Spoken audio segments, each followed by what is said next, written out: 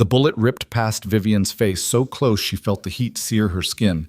3 armed men surrounded her in the canyon, their rifles aimed at her chest, but she refused to drop her weapon.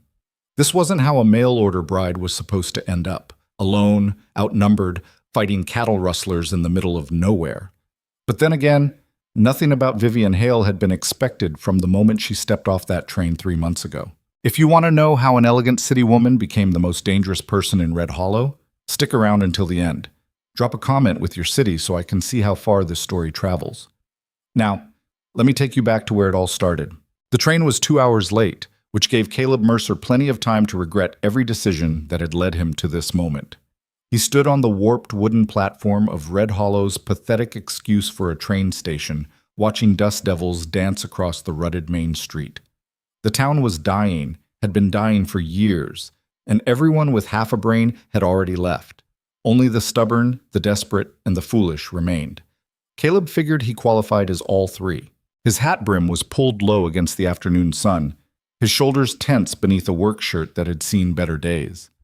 At 32, Caleb looked older. The frontier had a way of carving years into a man's face, etching lines around his eyes and mouth that no amount of rest could smooth away. His hands, calloused and scarred, rested on his belt buckle as he waited. He didn't want to be here, didn't want a wife, didn't want to open up his life to another person who would inevitably leave him, one way or another. But the ranch was killing him slowly. The isolation, the endless work, the crushing silence that filled every corner of his home. After Margaret died 4 years ago, he'd convinced himself he could manage alone. He'd been wrong. The cattle operation was falling apart. The house was falling apart. He was falling apart. So 3 months ago, in a moment of weakness he'd regretted ever since, he'd written a letter to a matrimonial agency in Boston. His requirements had been specific, plain, practical, uncomplicated. A woman who understood this was a business arrangement, not a romance. Someone who could cook, clean, and help with ranch work without expecting conversation or affection. No beauty, no education, no expectations. The agency had written back confirming they'd found a match. Her name was Vivian Hale, 26 years old, unmarried, no family, willing to relocate immediately. The train whistle cut through the dusty air, sharp and lonely. Caleb's jaw tightened. Last chance to walk away. But he didn't move. He stood there like a man waiting for his execution while the locomotive ground to a screeching halt, belching black smoke across the platform. The few passengers who disembarked looked around Red Hollow with visible disappointment before hurrying away. Then she appeared. Caleb's first thought was that the agency had made a mistake. The woman who stepped down from the passenger car didn't look plain, didn't look practical, didn't look like someone who belonged within 500 miles of this godforsaken territory. She wore a dark traveling dress that had probably been expensive once, though it was faded now and patched at the elbows. Her hair was dark brown, pulled back in a simple style that couldn't quite contain all of it. Loose strands escaped around her face, which was striking rather than pretty. High cheekbones, a straight nose, a mouth that looked like it didn't smile often. But it was her eyes that stopped him cold. They were the color of steel, and they assessed everything. The dying town, the handful of rough men loitering near the saloon, Caleb himself, with an intensity that was almost aggressive. This woman wasn't afraid. Not of the frontier, not of the strangers watching her, not of anything. She carried a single battered suitcase, holding it in both hands as she scanned the platform. When her gaze landed on Caleb, something flickered in her expression. Recognition, maybe, or resignation. She walked toward him with her spine straight, her steps deliberate. "Mr. Mercer," she said. It wasn't a question. Her voice was lower than he'd expected, with an accent that marked her as educated. Eastern. The kind of voice that belonged in parlors and theaters, not ranches and cattle drives. "Miss Hale." He touched the brim of his hat, a gesture so automatic he didn't think about it. Up close, he could see the signs of hard travel. Dust on her hem, exhaustion around her eyes, a small cut on her hand that looked recent. But she didn't complain, didn't ask for help with her bag, didn't do any of the things he'd expected. "The train was delayed," she said. "I noticed." Silence stretched between them, awkward and heavy. Caleb had rehearsed this moment in his head a dozen times, but now every prepared word felt stupid. What was he supposed to say to a complete stranger he was about to marry? Vivian solved the problem for him. "I assume the ceremony is arranged?" she asked. Straight to business. No pleasantries, no small talk. Maybe this wouldn't be so bad after all. Judge Hartwell's waiting at his office. "We can walk there now, if you're ready." "I'm ready." She picked up her suitcase before he could offer to carry it, which irritated him for reasons he couldn't quite name. They walked side by side down Red Hollow's main street, their boots kicking up small clouds of dust with each step. The town watched them pass. Mrs. Chen from the general store, Old Pete from the livery, the McCarty brothers, drunk as usual outside the saloon. Everyone knew Caleb was picking up a mail-order bride today. In a town this small, privacy didn't exist. "Not much to look at, is it?" Caleb said, immediately regretting the words. He sounded defensive. "I've seen worse," Vivian replied. He glanced at her, trying to read her expression, but she kept her face neutral. They passed the church with its peeling white paint, the bank with iron bars over the windows, the boarding house where Mrs. Fletcher was sweeping the porch. "How was your journey?" Caleb asked, because the silence was starting to feel oppressive. "Long." "You come far?" "Philadelphia." That explained the accent. Also explained why she looked so out of place here. Philadelphia might as well be a different planet compared to Red Hollow. "What brings a Philadelphia woman all the way out here?" he asked. Vivian's grip on her suitcase tightened slightly. "The same thing that brings any woman to answer a matrimonial advertisement: circumstances." Her tone made it clear the subject was closed. Judge Hartwell's office was squeezed between the telegraph office and a boarded-up shop that used to sell ladies' hats. The judge was a weathered man in his 60s who'd seen enough frontier weddings to find nothing romantic about them anymore. "You got the license?" he asked Caleb. "Right here." Caleb pulled the folded paper from his pocket. He'd filled it out yesterday, leaving Vivian's information blank since he'd only known her name. The judge squinted at it, then at Vivian. "You understand what you're agreeing to, miss?" "Yes." "You're entering this marriage of your own free will? Nobody's forcing you?" "Nobody's forcing me." "And you, Caleb?" Same question. Caleb hesitated. Every instinct screamed at him to walk away, to forget this insane plan, to live and die alone like he deserved. But he was so damn tired of being alone. "Nobody's forcing me," he said. The ceremony took less than 5 minutes. No flowers, no music, no guests. Just 3 people in a dusty office while the judge read from a book with water-stained pages. When he asked if they agreed to take each other as husband and wife, they both said yes in voices that held no emotion whatsoever. "By the power vested in me by the territory, I now pronounce you husband and wife," Judge Hartwell said. He closed the book with a thump. "That'll be $2. Caleb paid him. The judge handed Vivian the marriage certificate without ceremony. "Congratulations," he said in a tone that suggested he'd congratulated hundreds of couples and expected most of them to regret it. "You'll need that for the land office if you want to file a joint claim." Outside, the sun was starting to sink toward the western mountains. Caleb's wagon waited where he'd left it, hitched to 2 horses that looked as worn out as everything else in Red Hollow. "The ranch is about 90 minutes from here," he said. "We should leave now if we want to get there before full dark." Vivian nodded. She let him take her suitcase this time, watching as he loaded it into the wagon bed. When he offered his hand to help her up to the seat, she took it without comment. Her hand was smaller than his, but not soft. He could feel calluses on her palm. They rode in silence for the first half hour. The road, such as it was, cut through scrubland dotted with sagebrush and the occasional juniper tree twisted by constant wind. Mountains rose in the distance, their peaks still holding snow despite the late spring warmth. It was beautiful in a harsh way. Caleb had lived here long enough to stop seeing it. "You'll need to tell me about the ranch," Vivian said finally.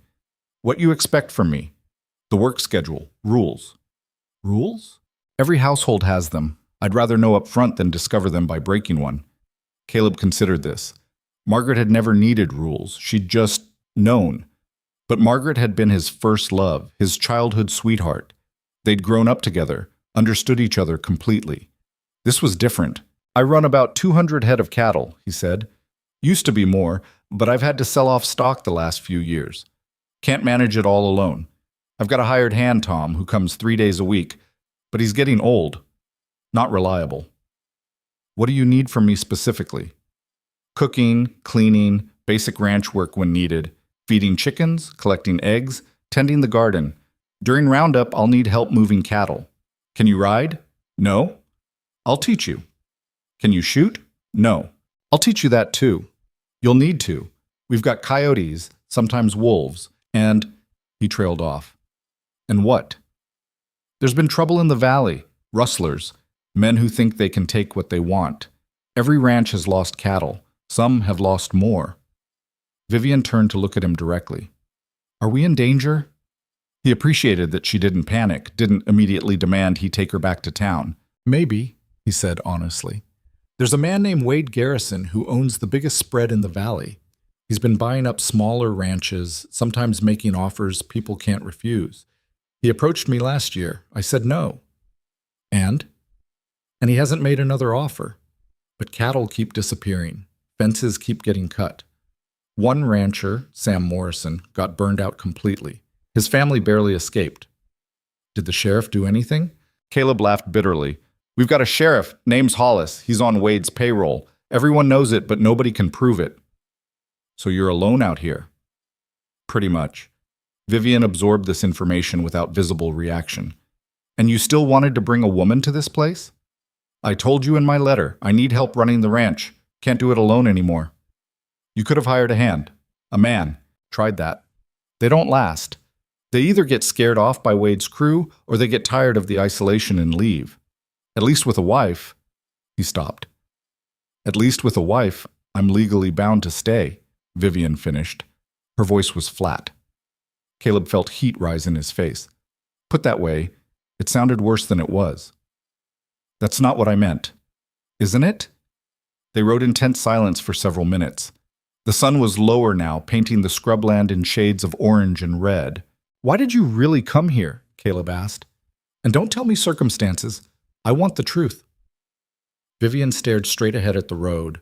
For a moment he thought she wouldn't answer. I was engaged, she said finally, to a man my father chose. Harrison Blackwood. He's 43, owns a shipping company, has political connections. My father owed him money, a lot of money. The marriage was supposed to settle the debt. You didn't want to marry him. Harrison is cruel. I've seen how he treats people beneath him. Servants, workers. I saw him beat a stable boy once for not moving fast enough. He would have owned me completely, and I would have spent my life being decorative and obedient and slowly dying inside. Her voice was controlled, but Caleb heard the rage underneath. So you ran, he said. 3 days before the wedding. I took what money I'd saved, left a note, and got on a train heading west. I knew my father would come after me, so I kept moving. Changed my name in Chicago, again in Omaha. By the time I saw your advertisement, I'd been traveling for 2 months and I was nearly out of money. Your father doesn't know where you are? No, and Harrison doesn't either. As far as they know, I could be anywhere between Philadelphia and California. Caleb absorbed this. It explained a lot. Why she'd responded so quickly to his ad. Why she had no references. Why she seemed so guarded. They could still find you, he said. Maybe. But I'm married now. Legally, I'm your property, not my father's. Harrison can't claim me even if he tracks me down. The bitterness in her voice when she said property made him wince. I don't see you as property, he said. No? She turned to face him again. Then what am I to you, Mr. Mercer? Because we both know this isn't a real marriage. You wanted a housekeeper you could pay with room and board instead of wages. I wanted legal protection and a place to disappear. Let's not pretend this is anything more than a business arrangement. Should have agreed. Should have confirmed that yes, this was purely practical, nothing personal, no expectations. But something about the way she said it, so cold, so resigned, bothered him. My name is Caleb, he said. You're my wife now. You should use it. Fine. Caleb. The way she said his name felt strange, intimate despite the lack of warmth. They rode on as the sun sank lower. The landscape gradually changed, more trees, better grass, signs of water. They forded a shallow creek, the wagon wheels splashing through water that ran clear over smooth stones. This is all your land? Vivian asked. Starting about a mile back. I've got 800 acres total. Most of it's grazing land, not worth much. But there's water, which makes it valuable. That's why Wade wants it. How long have you lived here? Built the house 6 years ago. Married Margaret 5 years ago. She died 4 years ago. He didn't elaborate, and Vivian didn't ask. He appreciated that. The house appeared as they crested a low rise. It wasn't much. A simple wooden structure with a covered porch, a barn, and several outbuildings, corrals for the horses and cattle. But it was solid, well built, maintained with the kind of careful attention that spoke of pride. It's smaller than I expected, Vivian said. It's enough for 2 people. There's a main room with the kitchen, 1 bedroom, a loft for storage. Outhouse is behind the barn. They pulled up in front of the house. Caleb set the brake and jumped down, then reached up to help Vivian. She accepted his hand again, and he felt that same awareness of her calloused palm. This woman had worked hard at something, recently. He grabbed her suitcase from the wagon bed while she stood looking at her new home. In the fading light, he tried to see it through her eyes, the peeling paint on the porch rails, the garden that was more weeds than vegetables, the windows that needed washing. I know it's not much, he said. I told you, I've seen worse. He led her inside. The main room was dim until he lit a lamp, revealing a space that was clean but Spartan. A wood stove for cooking, a table with 2 chairs, shelves holding supplies, a few pieces of simple furniture. No decorations, no warmth, nothing that made it a home instead of just a place to sleep. Bedrooms through there, Caleb said, pointing to a door on the right. I'll sleep out here on the cot. Vivian turned to look at him. That wasn't in your letter. What wasn't? Separate sleeping arrangements. Most men who send for mail-order brides expect other services. Heat flooded his face. I'm not most men. So this really is just a business arrangement. Unless you want it to be something else. The words came out before he could stop them. Vivian's expression didn't change, but something flickered in her eyes, surprise maybe, or wariness. No, she said. Business is fine. Good. Then we understand each other. Apparently. He set her suitcase down near the bedroom door. There's a pump out back for water. Outhouse is behind the barn, like I said. I usually eat breakfast at dawn, lunch around noon, dinner after the work's done. I'm not picky about food as long as there's plenty of it. Understood. I'll show you around properly tomorrow. For tonight, you should rest. It's been a long day. Vivian nodded. She picked up her suitcase and carried it into the bedroom, closing the door firmly behind her. Caleb stood alone in the main room, wondering what the hell he'd just done. He'd married a stranger, brought her to an isolated ranch in the middle of nowhere, told her about the danger they faced, the enemies circling them, the violence that could come at any moment. And she hadn't run, hadn't cried, hadn't demanded he take her back to town. She'd just accepted it all with those steel gray eyes and that controlled voice, like none of it fazed her. Who was Vivian Hale? Really? He had a feeling he'd just invited a storm into his life, and she was going to tear through everything he'd built like a tornado through a wheat field. But maybe, just maybe, that's exactly what this dying ranch needed. The next morning, Caleb woke before dawn to the smell of coffee. He sat up on the cot, disoriented. He'd overslept, which never happened. The sun was already painting the eastern sky pink through the windows. Vivian stood at the stove, fully dressed, her hair pulled back in a tight braid. She'd found the coffee and figured out how to work the percolator. You should have woken me, he said. You were tired. I managed. He noticed she'd also swept the floor and washed the dishes he'd left stacked by the basin. The main room looked cleaner than it had in months. Did you sleep? He asked. Some. She poured coffee into 2 tin cups and handed him one. He took it, still trying to wake up fully. Thank you. You're welcome. They drank in silence. The coffee was strong and hot, exactly how he liked it. I don't have much in the way of food, Caleb admitted. Been living on jerky and beans mostly. There's eggs from the chickens, if they've laid, some bacon maybe.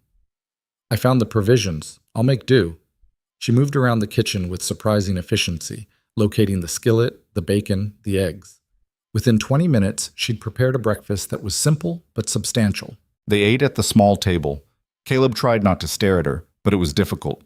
In the morning light, she looked tired, dark circles under her eyes, tension in her shoulders. She'd probably barely slept in a strange place. After breakfast, I'll show you around, he said. introduce you to the animals, show you where everything is. Tom's coming this afternoon to help with fence repairs, so you'll meet him too. All right. And I meant what I said about teaching you to ride and shoot. The sooner you learn, the safer you'll be. Vivian set down her fork. Do you really think Wade Garrison will come after this ranch? I think he wants every piece of land in this valley, and he doesn't care who he has to hurt to get it. So yes, eventually he'll come for us. Then we should prepare. We? I'm here now. This is my home too, whether we like it or not. If someone's going to attack it, I want to know how to defend it. Caleb studied her across the table. Most women would be terrified by the prospect of violence, but Vivian looked determined, almost eager. You've got courage, he said. I'll give you that. Courage or stupidity. Sometimes it's hard to tell the difference. The corner of his mouth twitched, almost a smile. They finished breakfast in companionable silence, and when Vivian started to clear the dishes, Caleb helped her. It felt strange, working alongside another person in his kitchen after so long alone. Outside, the ranch was waking up. Cattle lowed in the distance. Chickens clucked around the coop. A rooster crowed from his perch on the fence. Caleb took Vivian on a tour, showing her the barn where they kept the horses, the hen house, the smokehouse, the shed where he stored tools and supplies.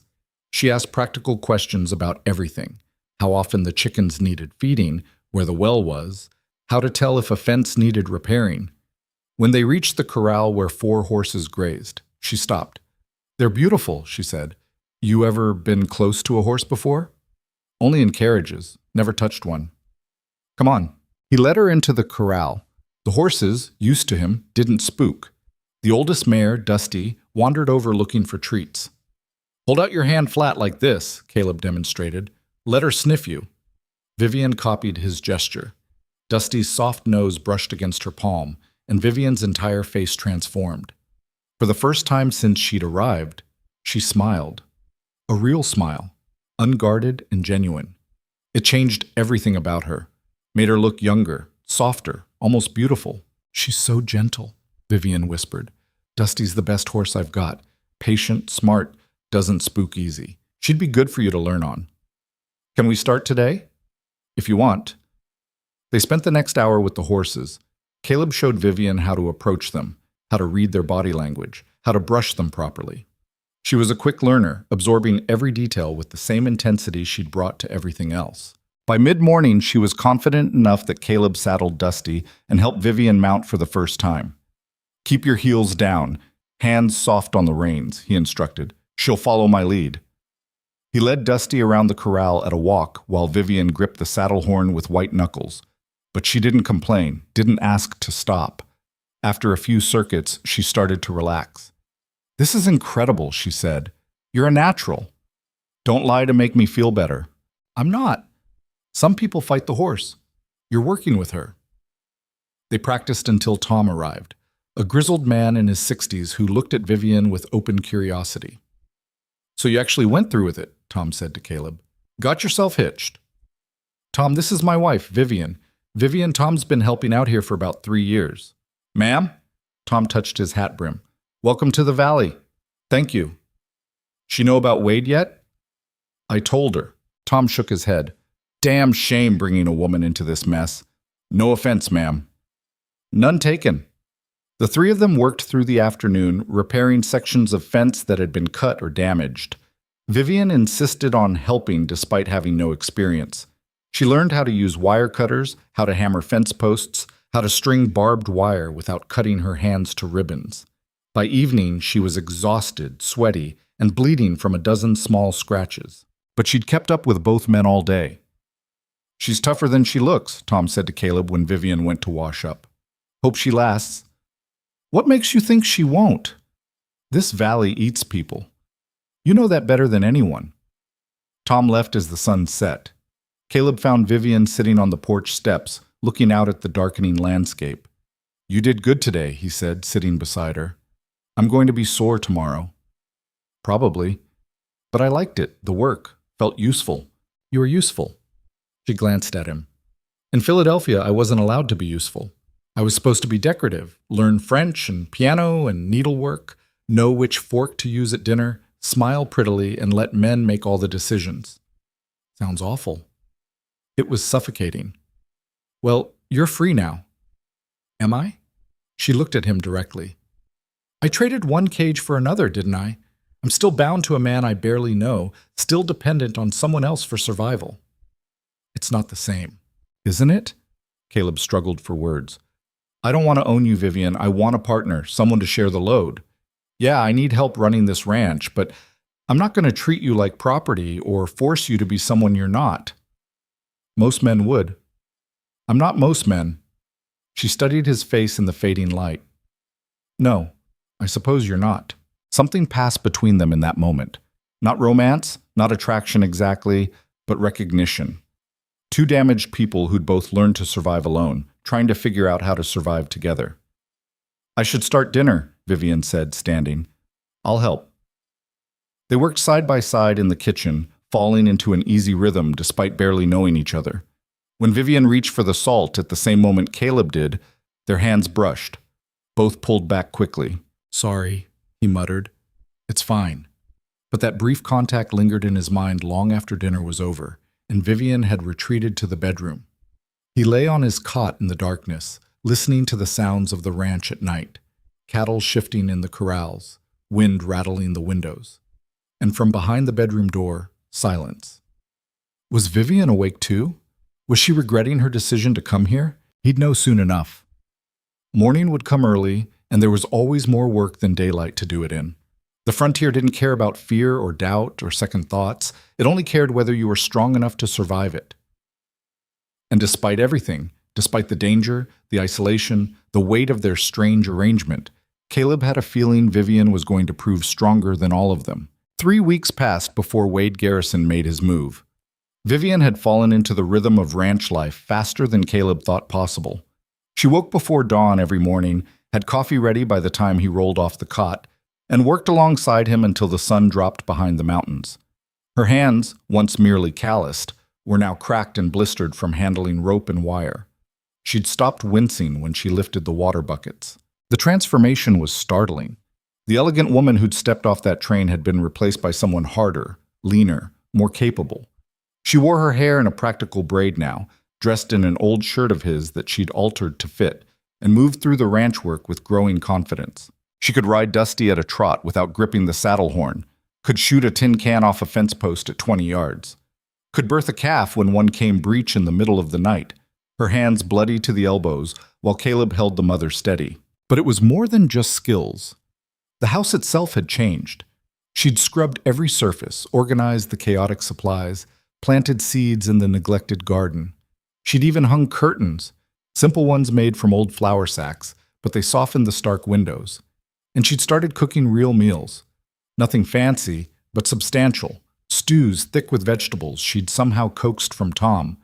Bread that filled the house with warmth. Coffee that didn't taste like boot leather. Caleb caught himself looking forward to dinner. Not just the food, but the conversation that came with it. They talked while they ate. About the ranch, mostly. Which fence sections needed replacing. Whether they should try breeding the heifers this year or wait. How to handle the irrigation now that the creek was running low. But sometimes the talk wandered into other territory. Books they'd read. Places they'd been. Vivian told him about Philadelphia, the theaters, the museums, the suffocating social obligations. Caleb told her about growing up in Texas, drifting west after his parents died, finding this valley and thinking he could build something permanent. He still slept on the cot. She still disappeared into the bedroom every night and closed the door. They were careful not to touch, not to cross the invisible boundary they'd established. But something was growing between them anyway, something neither of them acknowledged out loud. Then Wade Garrison came, and everything shifted. It was a Tuesday afternoon. Caleb was in the barn repairing tack when he heard the horses approaching. Multiple riders, coming fast. He grabbed his rifle and stepped outside. Vivian was at the chicken coop, a basket of eggs in her hands. When she saw his face, she set the basket down carefully and moved toward the house. Inside, Caleb said quietly. No. Vivian, I'm staying. There wasn't time to argue. 6 riders came over the rise and pulled up in front of the house in a cloud of dust. The man in front was easy to identify even though Caleb had only seen him a handful of times. Wade Garrison sat his horse like a king surveying his kingdom. He was in his mid-40s, broad-shouldered and handsome in the way that came from money and power. His clothes were expensive: tailored shirt, leather vest, hat that probably cost more than Caleb made in a month. Everything about him screamed wealth and confidence. The 5 men behind him were hired muscle, hard faces, cold eyes, hands resting casually on their gun belts. "Caleb Mercer," Wade said, his voice smooth and friendly. "Been a while." "Wade, heard you got yourself married. Wanted to come by and offer my congratulations." His gaze shifted to Vivian, and something predatory flickered in his expression. "Ma'am, Wade Garrison. I own the Lazy G spread north of here." "Mr. Garrison." Vivian's voice was ice. Wade smiled. "Beautiful wife you've got, Mercer. Didn't figure you for the mail order type." "What do you want, Wade?" "Just being neighborly. Thought I'd check in, see how you're managing. I know you've been struggling the last few years." "We're fine." "Are you?" Wade's eyes drifted over the ranch, the worn buildings, the small herd in the distance. "Doesn't look fine to me. Looks like a man barely holding on." Caleb's grip tightened on the rifle. "We're managing." "I could help with that. My offer still stands. $2,500 for the whole spread. That's more than fair." "I said no last year. Answer hasn't changed." Wade's smile didn't waver, but his eyes went flat. "Things change, Mercer. Valley's getting dangerous. Rustlers everywhere. Fires, accidents. A man alone out here." He glanced at Vivian again. "Well, you're not alone anymore, are you? Got a wife to think about now. Her safety."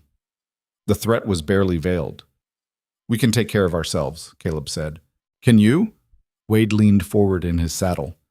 "I'm trying to help you here. Be reasonable. Take the money while you still can, before something happens that makes the property worthless." "Get off my land." The friendly mask dropped completely. Wade's face hardened. "You're making a mistake." "Maybe, but it's my mistake to make."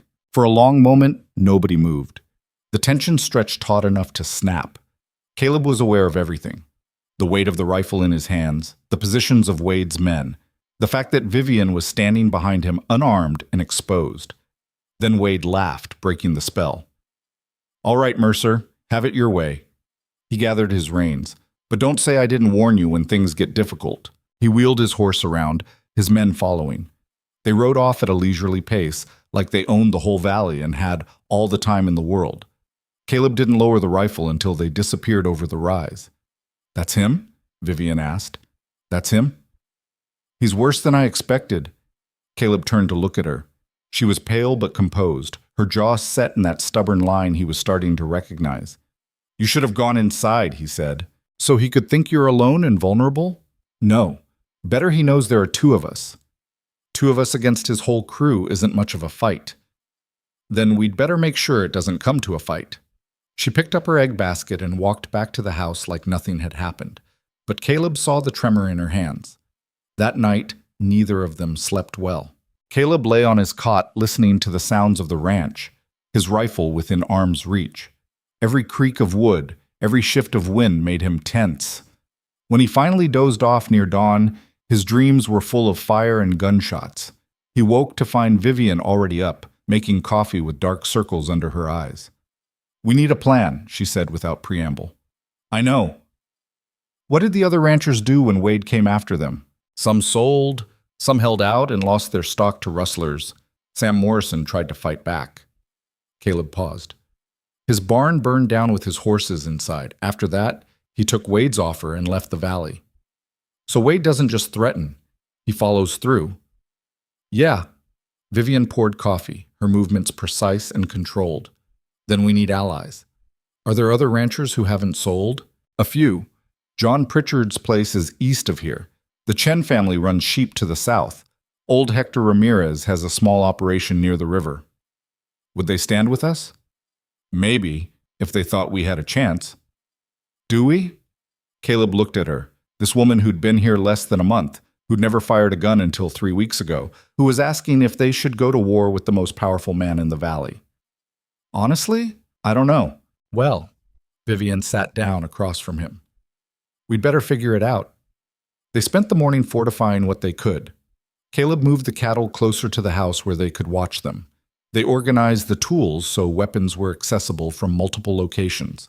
Vivian practiced shooting until her hand shook from the recoil. Tom arrived around noon and immediately sensed something was wrong. Wade came by yesterday, Caleb told him. Tom spat in the dust. What'd he want? Same thing he always wants. The land. You tell him to go to hell? More or less. Then we're in for trouble. Tom looked at Vivian. Ma'am, no offense, but you might want to consider leaving for a while. Go stay in town until this blows over. I'm not leaving, Vivian said. Wade's men don't have much in the way of morals. Things could get ugly. Then they'll get ugly. I'm staying. Tom glanced at Caleb, who shrugged. The old man shook his head but didn't argue further. They worked through the afternoon in tense silence. Every dust cloud on the horizon made them stop and watch. Every bird taking flight felt like a warning. But nothing happened, or rather, nothing obvious happened. 2 days later, Caleb found the fence cut on the north pasture and 15 head of cattle missing. A week after that, someone poisoned the water trough near the barn. They lost 3 horses before Caleb figured out what was happening and dumped the water. Vivian found a dead coyote hung on the fence post near the house, its throat cut. A message. They reported it to Sheriff Hollis, who took notes with complete disinterest and did absolutely nothing. We're on our own, Caleb said after that useless trip to town. We always were. But the pressure was getting to both of them. Caleb started sleeping in the barn some nights to guard the stock. Vivian began carrying a pistol in her apron pocket. They took turns keeping watch. The ranch work suffered, the garden went neglected. Repairs piled up. They were stretched too thin, and Wade knew it. Then John Pritchard showed up. The neighboring rancher arrived on a Thursday morning, his weathered face grim. He was in his 50s, a widower who ran his place with the help of his 2 teenage sons. We got hit last night, he told Caleb without preamble. Lost 20 head. Barn's been vandalized. They shot my dog. Vivian brought him coffee while Caleb absorbed this. Wade's men? Caleb asked. Who else? They're getting bolder. I went to Hollis. He told me there's nothing he can do without witnesses.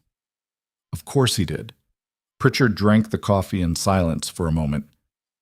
I heard Wade came by here too. That true? Yeah. What are you going to do? Caleb looked at Vivian, who was standing in the doorway listening. Her face was set in that determined expression he'd come to know well. We're going to fight, he said. You'll lose. Maybe, but I'm not handing over my land to that bastard. Pritchard studied him for a long moment. You know the Chen family and Ramirez got hit too? All of us in the same week. Wade's making a move on everyone who hasn't sold. He's trying to break us all at once. Yeah, and it's working. The Chens are already talking about leaving. Ramirez is old. He can't handle this kind of pressure. Vivian spoke up. What if you all stood together? Both men turned to look at her. I'm sorry, Pritchard said. You, Mr. Ramirez, the Chen family, us. If Wade's targeting all of you, then you all have the same enemy. Separately, you're easy targets. Together, you're harder to break. She's right, Caleb said slowly. We could coordinate patrols, share information, watch each other's backs. Pritchard frowned. That's a lot of trust to put in neighbors we barely know. Do you have a better option? The older man sighed. No, I don't. Then let's talk to the others, see if they're willing. It took 3 days to organize a meeting. They gathered at the Chen farm on Sunday evening, all the ranchers who hadn't sold to Wade. Besides Caleb, Vivian, and Pritchard, there was Hector Ramirez and his grandson Miguel, and the Chen family, Father Li Wei, Mother May, and their adult daughter, June. They stood in the Chen's barn, awkward and suspicious, united only by their shared enemy. Li Wei spoke first. We're considering Wade's offer. The harassment has become too much. That's what he wants, Caleb said. He's counting on all of us being too afraid to fight back. We are not cowards, Li Wei said sharply. But we are also not fools. Wade has money, men, the law on his side. What do we have? Each other, Vivian said. Everyone turned to look at her. She was the newest arrival, the outsider, but she met their eyes without flinching. Wade's power comes from isolation, she continued. He picks you off one by one because you're alone. But if you all refuse to sell, if you coordinate your defenses, if you make it too expensive for him to keep attacking, he'll just get more aggressive, Jun Chen interrupted. More violent. Probably, but at some point even Wade has limits. He's a businessman. If resistance costs him too much money, too much reputation, too much risk, he'll back off. You sound very certain, Hector said, his accent thick. But you are young. You do not know men like Wade. I know men exactly like Wade, Vivian said, her voice hard. I grew up around them. Rich, powerful men who think they can take whatever they want. They only stop when you make them stop. Caleb watched her speak and saw something he'd never quite noticed before. Vivian wasn't just tough. She was angry. Angry in a way that went deeper than this ranch, this valley, this particular fight. She'd been running from men like Wade her whole life. Maybe it was time to stop running. I'm in, Caleb said. I'll coordinate with anyone willing to stand together. Pritchard nodded. Me too. Miguel Ramirez looked at his grandfather, who sighed heavily before speaking. We are too old for this fight, but this is our land. We will not abandon it. That left the Chen family. Li Wei conferred quietly with his wife and daughter in Chinese. The conversation was intense, animated. Finally, Li Wei turned back to the group. We will try, he said carefully, but if the situation becomes more dangerous, we reserve the right to leave. Fair enough, Caleb said. They spent the next hour planning, patrol schedules, signal systems, what to do if someone's property was attacked. It wasn't much of a strategy, but it was better than nothing. As the meeting broke up, June approached Vivian. That was brave, she said quietly. What you said about standing up to powerful men. Or stupid. Maybe both. June smiled slightly. My parents are scared, but I'm glad someone is willing to fight. Vivian studied the younger woman. You know how to shoot? My father taught me. Good. You might need to. The ride back to the ranch was quiet. The moon was up, casting silver light across the scrubland. Caleb could feel the weight of what they'd just committed to. You think this will work? He asked finally. I think it's better than doing nothing. Wade's not going to back down just because we're organized now. No, he's going to escalate. You understand that means real danger, not just threats. People could get hurt. Vivian looked at him in the moonlight. I understand. And you're still willing to stay? This is my home now. I'm not giving it up without a fight. Something in Caleb's chest tightened. When had this become her fight? When had she stopped being just a business arrangement and become someone who'd risk her life for this dying ranch? When had he started caring whether she stayed or left? They reached home to find everything quiet. No cut fences, no missing cattle, no threats left on the porch. But the peace felt temporary, fragile. Caleb checked the barn while Vivian secured the house. They'd developed routines now, small rituals of safety that neither of them discussed. Later, sitting at the kitchen table with coffee neither of them wanted, Vivian broke the silence. Tell me about Margaret. Caleb's hand froze halfway to his cup. What? Your first wife. You never talk about her. There's nothing to talk about. There's obviously something. You loved her. That was a long time ago. Vivian waited. She'd learned that silence often got more from him than questions. Caleb set down his cup. Margaret was my childhood friend. We grew up in the same town in Texas. Everyone always assumed we'd get married, and eventually we did. It felt inevitable, easy. Did you love her? Yeah, I did. Not the dramatic kind of love from storybooks, just comfortable, safe. We understood each other. What happened? Fever. Swept through the valley 4 years ago. Took her in 3 days. I couldn't... He stopped, his jaw working. I couldn't save her. Couldn't do anything but watch her die. Vivian's hand moved across the table, stopped just short of touching his. I'm sorry. After she was gone, I thought I could keep going alone. Told myself I didn't need anyone. But the ranch started falling apart. I started falling apart. Tom finally talked sense into me, told me I needed help whether I wanted it or not. So you sent for a mail-order bride? Yeah, someone practical, uncomplicated, someone who wouldn't... He trailed off. Wouldn't what? Wouldn't make me feel anything. The words hung between them.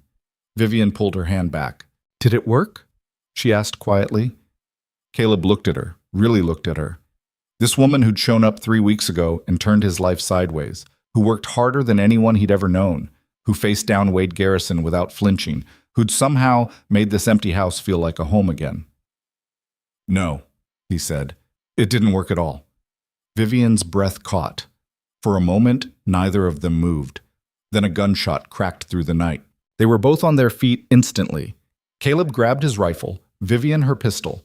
They moved to the windows, scanning the darkness. Another shot, then shouting. "It's coming from Pritchard's place," Caleb said.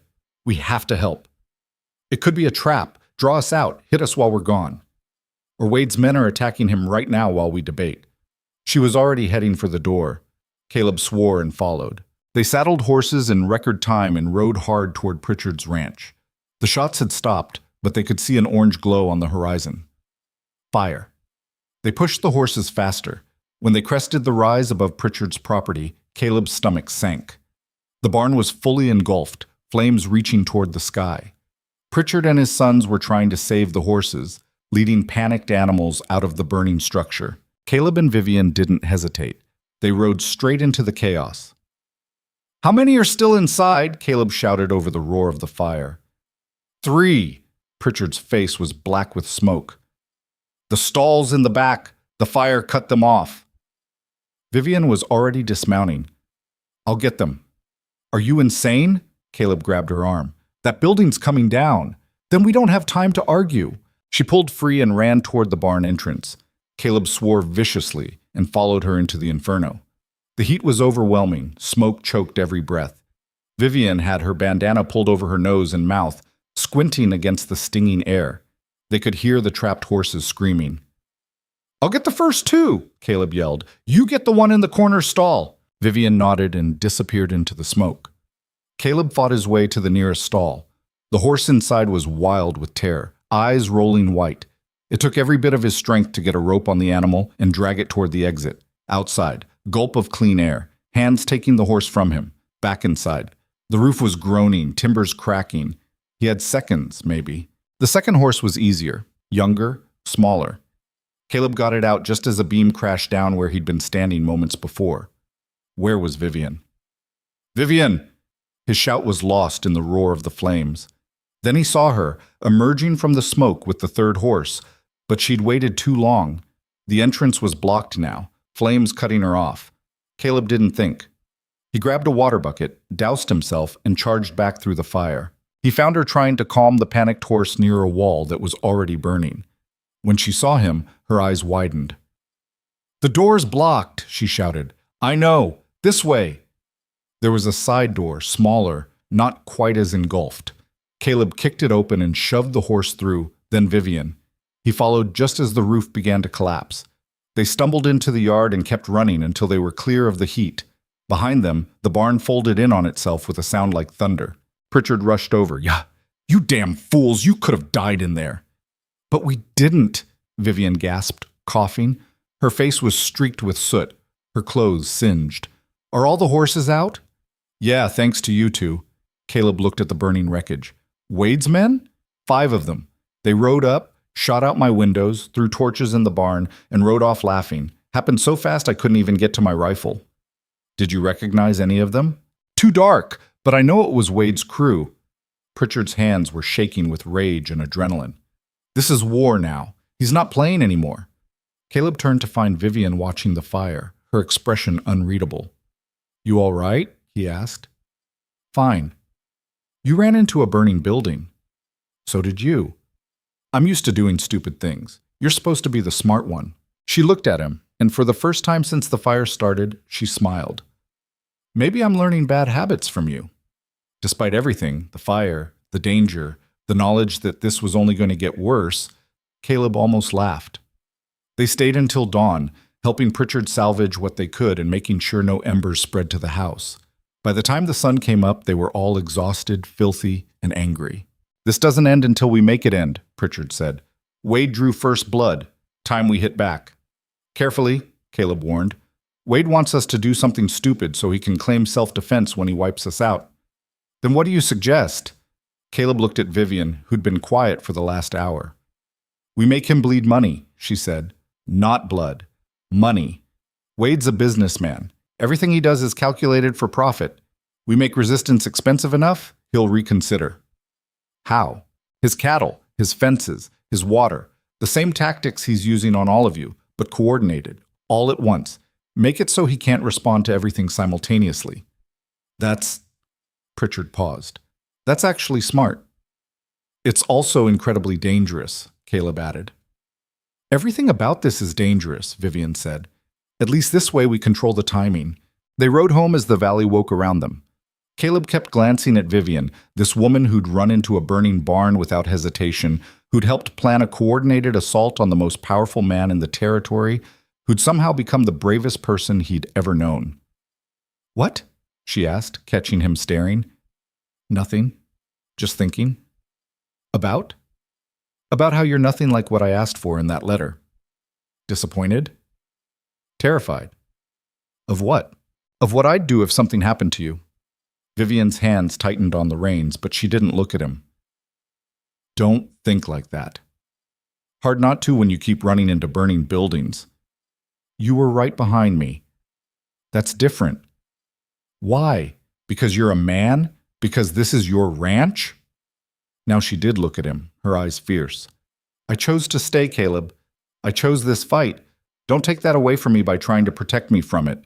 He wanted to argue, wanted to tell her she should leave, should go somewhere safe, should let him handle Wade alone. But he knew she wouldn't listen, and somewhere deep down, he didn't want her to. When this is over, he said instead, we're going to have a long talk about the definition of reasonable risk. When this is over, Vivian replied, I'm sleeping for 3 days straight. They reached the ranch to find everything intact. No fires, no sabotage. Wade's men had been focused on Pritchard last night, but they'd be back. Caleb knew it. Vivian knew it. The valley was going to burn before this was finished. The only question was who'd be left standing when the smoke cleared. They spent the next week planning while trying to maintain the appearance of normal ranch work. During the day, Caleb and Vivian moved cattle, repaired fences, and went through the motions of people who weren't preparing for a fight. At night, they met with the other ranchers in different locations, coordinating their strategy in hushed voices while keeping watch for Wade's men. The plan was simple in concept but dangerous in execution. On the same night, all of them would hit Wade's operation simultaneously. The Chen family would cut his southern fence line and scatter his sheep herd. Ramirez and Miguel would sabotage his water pumps on the eastern property. Pritchard and his sons would damage his northern corrals and release his horses. And Caleb and Vivian would drive off his prime cattle herd from the western grazing land. Wade couldn't defend everything at once. By the time his men responded to one crisis, the others would already be underway. It wouldn't cripple him, but it would cost him thousands of dollars and send a clear message. They weren't backing down. The night they chose was moonless, which helped with concealment, but made the work harder. Caleb and Vivian left their ranch at midnight, riding slowly to avoid making noise. They'd left the lamps burning in the house and barn, creating the illusion someone was still awake. You remember the route? Caleb asked for the third time. East through the canyon, then north to the holding pens, Vivian recited. Yes, I remember. And if something goes wrong, we split up and meet at Pritchard's place. You've told me 5 times. Just making sure. You're nervous. Of course I'm nervous. We're about to commit cattle rustling against a man who's already tried to burn us out. Vivian shifted in her saddle. She was dressed in dark clothes, her hair tucked under one of Caleb's old hats. In the darkness, she looked like just another ranch hand. Second thoughts? About 100. You? None. Liar. She smiled slightly. Maybe a few. They rode in silence for a while, following the creek bed where the sound of water would cover their horses' hoofbeats. The night was cold, and Caleb could see his breath in the air. Somewhere in the distance, a coyote howled. When they reached Wade's western boundary, they dismounted and crept forward on foot. The fence was new, barbed wire strung tight between cedar posts. Beyond it, they could make out the shapes of cattle bedded down for the night. At least 50 head, Caleb whispered. Maybe more. Can we move that many? If we're fast and they cooperate. Big, if on both counts. Vivian pulled wire cutters from her saddlebag. Then we'd better get started. They worked quickly, cutting a wide section of fence and rolling it back.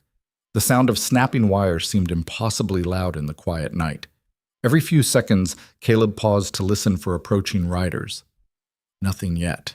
Once the gap was wide enough, they mounted up and moved into Wade's pasture. The cattle stirred as they approached, a few standing and snorting nervously. "Easy," Caleb murmured. "Nice and slow." They positioned themselves on opposite sides of the herd and began moving the cattle toward the gap. At first the animals resisted, confused by being roused in the middle of the night, but gradually they started moving, following the leaders through the opening in the fence. Vivian was good at this, Caleb noticed. She'd learned to read the cattle's behavior, to anticipate which ones would bolt and which would follow. She kept her horse steady, using pressure and release to guide the herd without spooking them. They'd gotten maybe 30 head through the gap when a shout rang out across the pasture. "Rustlers, over here!" Caleb's stomach dropped. One of Wade's night guards riding patrol. "Go!" he yelled to Vivian. "Get them moving!" She didn't argue. She spurred her horse and drove the cattle forward at a faster pace. The animals began to run, their hooves thundering across the dry ground. More shouts. Gunfire cracked through the night. Caleb wheeled his horse around, putting himself between the approaching guards and Vivian. He pulled his rifle and fired a shot over their heads. A warning, not trying to hit anyone. Not yet. 3 riders were coming fast. Caleb fired again, then turned and galloped after the stampeding cattle. Bullets whined past him, too close. One hit a rock near his horse's feet, sending up sparks. The herd was running wild now, Vivian barely managing to keep them pointed in the right direction. They crashed through brush and jumped over gullies, the cattle spreading out into a chaotic mass. Behind them, Wade's men were gaining ground. "Canyon!" Caleb shouted. "Drive them into the canyon!" If they could get the cattle into the narrow passage, it would be harder for Wade's men to circle around them. The canyon would funnel everything in one direction. Vivian understood immediately. She angled her horse to the left, pushing the lead cattle toward the dark opening in the rocks. The animals followed, their survival instinct overriding their fear now. Into the canyon. Darkness swallowed them, broken only by starlight reflecting off pale stone walls. The sound of hooves echoed and amplified, becoming deafening. A rider appeared next to Caleb, one of Wade's men, trying to grab his reins. Caleb swung the rifle like a club, catching the man across the shoulder. The rider fell back with a curse. Then they were through the canyon and out into open ground. Caleb risked a glance back and saw only 2 pursuers now. The third must have fallen behind. "How far to Pritchard's?" Vivian yelled. 2 miles! Can we make it? We'd better. Another shot rang out, and this time Caleb felt the bullet pass so close it stirred his hair. These men were done with warning shots. They were shooting to kill. He returned fire, aiming low at the horse's legs. He didn't want to kill anyone if he could avoid it, but he'd be damned if he was going to let them murder him and Vivian without fighting back. One of the pursuing horses stumbled and went down. The rider rolled clear but was left behind on foot. That left one man still chasing them. The cattle were tiring, slowing down. Vivian was pushing Dusty hard, asking more of the old mare than Caleb would have liked, but they didn't have a choice. Then, ahead in the darkness, Caleb saw lights. Pritchard's ranch. And more importantly, he saw riders coming toward them. Pritchard and his sons responding to the sound of gunfire. The remaining pursuer saw them too and made a quick calculation. He was outnumbered now. With a final shot that went wide, he wheeled his horse around and retreated into the darkness. Pritchard pulled up alongside Caleb, rifle ready. "You all right?" "Yeah, you?" Mission accomplished. Wade's horses scattered from here to next Tuesday. His corrals are kindling. He noticed Vivian, who was slumped forward in the saddle, breathing hard. "Ma'am?" "I'm fine," she gasped. "Just need a minute." They got the cattle settled in Pritchard's holding pens while everyone caught their breath. Caleb could see that Vivian was shaking now that the adrenaline was wearing off. He wanted to go to her, to make sure she was really okay, but Pritchard's sons were there and the moment felt too public. 20 minutes later, the Chen family arrived with June riding point. "We cut the fences," Liwei reported. "His sheep are scattered across 3 properties. It will take him days to round them up." Ramirez and Miguel rode in shortly after. "The water pumps," Miguel said with grim satisfaction. "Broken beyond quick repair. His eastern herds will have to be moved to other pastures or they will die of thirst." Caleb felt something unfamiliar rising in his chest. Not quite hope, but close. They'd actually done it. They'd hit Wade where it hurt and lived to tell about it. "He's going to be furious," Pritchard said, echoing everyone's thoughts. "Good," Vivian said. She'd recovered enough to stand straight again, though Caleb noticed she was favoring her left side. Let him be furious. Let him know what it feels like to be attacked in the night, to lose what's his, to feel helpless. June smiled at her. You have the heart of a warrior. I have the heart of someone who's tired of being pushed around. They stayed at Pritchard's until dawn, keeping watch and making sure Wade's men didn't launch an immediate counterattack. As the sun rose, painting the valley in shades of gold and red, Caleb finally got a moment alone with Vivian. You're hurt, he said, noticing the way she held her ribs. Just bruised. Got knocked into a tree branch during the chase. Let me see. It's nothing. Vivian. She sighed and lifted her shirt enough for him to see the damage. A massive bruise was already forming along her left side, purple and angry. Caleb's jaw tightened. That needs wrapping. Later. Right now we need to figure out what Wade's going to do next. He's going to come after all of us. Hard. Then we'd better be ready. She met his eyes, and Caleb saw something there he hadn't seen before. Not just determination or courage, but a kind of fierce joy. She'd been in a fight and come out alive, and some part of her was thriving on it. It should have worried him. Instead, it made him want to kiss her. He didn't. Too many people around, too much uncertainty about what she'd do if he tried. But the urge was there, strong and unexpected. We should get home, he said roughly. Check on the ranch. They rode back in the growing daylight, exhausted but alert. When their property came into view, Caleb's heart sank. Smoke was rising from the barn. No, Vivian breathed. They spurred their horses into a gallop. As they got closer, Caleb saw that it wasn't the barn itself burning. Someone had set fire to the hay pile next to it. The flames were spreading, but they hadn't reached the structure yet. They dismounted running. Caleb grabbed buckets while Vivian worked the pump. Together they fought the fire, throwing water on the flames until their arms screamed in protest. It took half an hour to get it under control. By then, they were both soaked, covered in soot for the second time in a week, and furious. Wade's men were here, Caleb said, staring at the scorched ground. While we were hitting his property, he was hitting ours. At least the barn's still standing, this time. Next time, we might not be so lucky. Vivian dropped her bucket and sat down hard on the ground. She looked defeated for the first time since Caleb had met her. We can't keep doing this, she said quietly. We can't be in two places at once. We're stretched too thin. Caleb sat down beside her. I know. So what do? We make Wade come to us. Stop reacting. Start controlling the situation. How? I don't know yet, but there has to be a way. They sat in silence, watching the last of the smoke drift away on the morning breeze. The sun was fully up now, and Caleb could see every line of exhaustion on Vivian's face. You should rest, he said. So should you. I will, after I check the rest of the property. I'm coming with you. Vivian, don't argue. I'm coming. They did a full survey of the ranch, looking for other damage. Wade's men had been thorough. The chicken coop had been vandalized, eggs smashed, 3 hens killed. The garden Vivian had worked so hard on was trampled. Someone had taken a knife to the saddles in the tack room. Small destructions, meant to demoralize rather than destroy.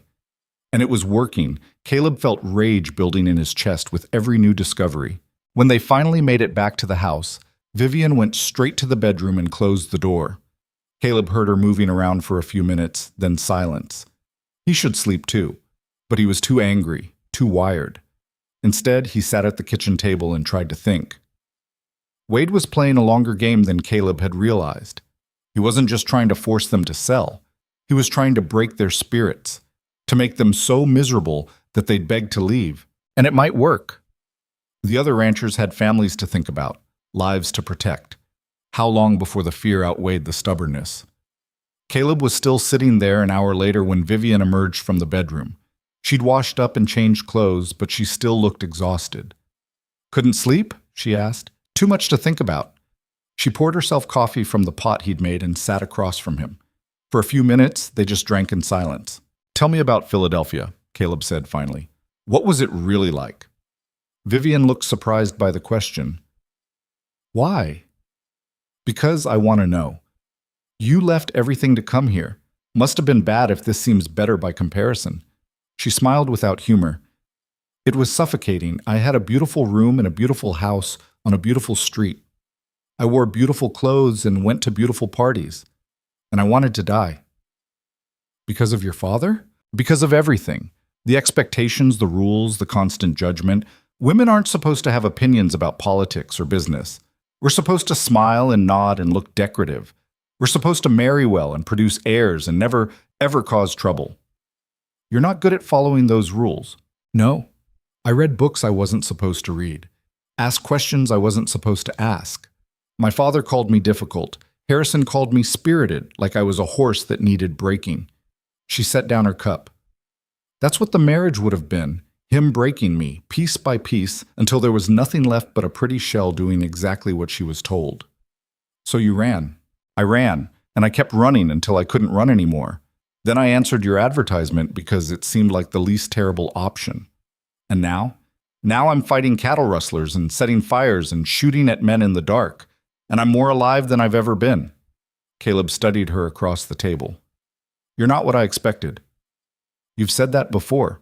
I mean it differently now. When you first arrived, I thought you were going to be a problem I'd have to manage.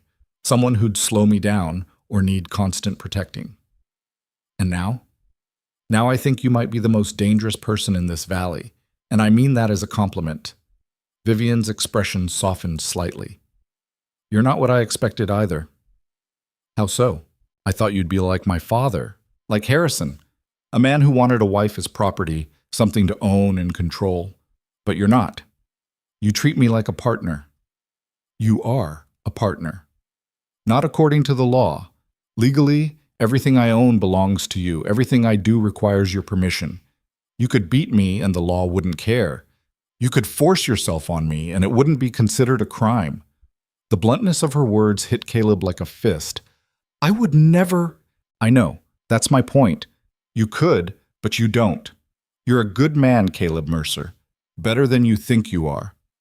Something in her voice made his throat tight. You give me too much credit. I don't think I give you enough. The moment stretched between them, charged with something neither wanted to name. Then Vivian stood abruptly. I should try to sleep, she said. We'll both need our strength for whatever comes next. Yeah. She paused at the bedroom door. Caleb? Yeah? Thank you for not being the man I was afraid you'd be. Then she was gone, the door closing softly behind her. Caleb sat alone in the kitchen, his coffee growing cold, trying to understand what had just happened. Somewhere along the way, this arrangement had stopped being a business transaction. Vivian had become someone he cared about. Someone he wanted to protect, not because she was his property, but because the thought of losing her made his chest ache. When had that happened? He couldn't pinpoint the exact moment. Maybe it was watching her learn to ride, her face fierce with concentration. Maybe it was seeing her run into a burning barn without hesitation. Maybe it was the way she'd fought beside him last night, brave and smart and completely fearless. Or maybe it had been happening gradually all along, in 1,000 small moments he hadn't been paying attention to. It didn't matter. What mattered was that he was in trouble. Real trouble. The kind that could break him if things went wrong. He was falling for his mail-order bride, and he had no idea what to do about it. The next morning brought news that changed everything. Tom arrived early, his face grim. Wade's called a town meeting, he said. Tonight at the saloon. Says he's making an announcement about the troubles in the valley. What kind of announcement? Caleb asked. Don't know. But he's telling everyone to be there. Ranchers, townspeople, everyone. Vivian appeared in the doorway. It's a trap. Probably, Tom agreed. But if you don't show up, you'll look guilty, scared. We are guilty, Caleb pointed out, of defending yourselves against a bully. That's not the same thing. The law might see it differently. The law's bought and paid for by Wade. This isn't about legal. It's about who the town believes. Caleb exchanged a look with Vivian. We'll be there. They spent the day preparing. Caleb cleaned and loaded every weapon on the property. Vivian cooked enough food for 3 days and stored it in the root cellar, just in case they needed to hole up at the ranch. Neither of them said it out loud, but they both knew this meeting could go very wrong very fast. As the sun started to sink, they rode into Red Hollow together. The town was more crowded than Caleb had seen it in months. Every rancher in the valley was there, along with most of the townspeople. All the other ranchers who'd participated in the raid were present too. Pritchard and his sons, the Chen family, Ramirez, and Miguel.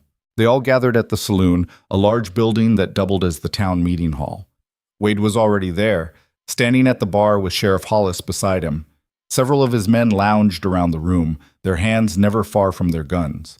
Wade smiled when he saw Caleb and Vivian enter. "Glad you could make it, Mercer. Mrs. Mercer." His eyes lingered on Vivian.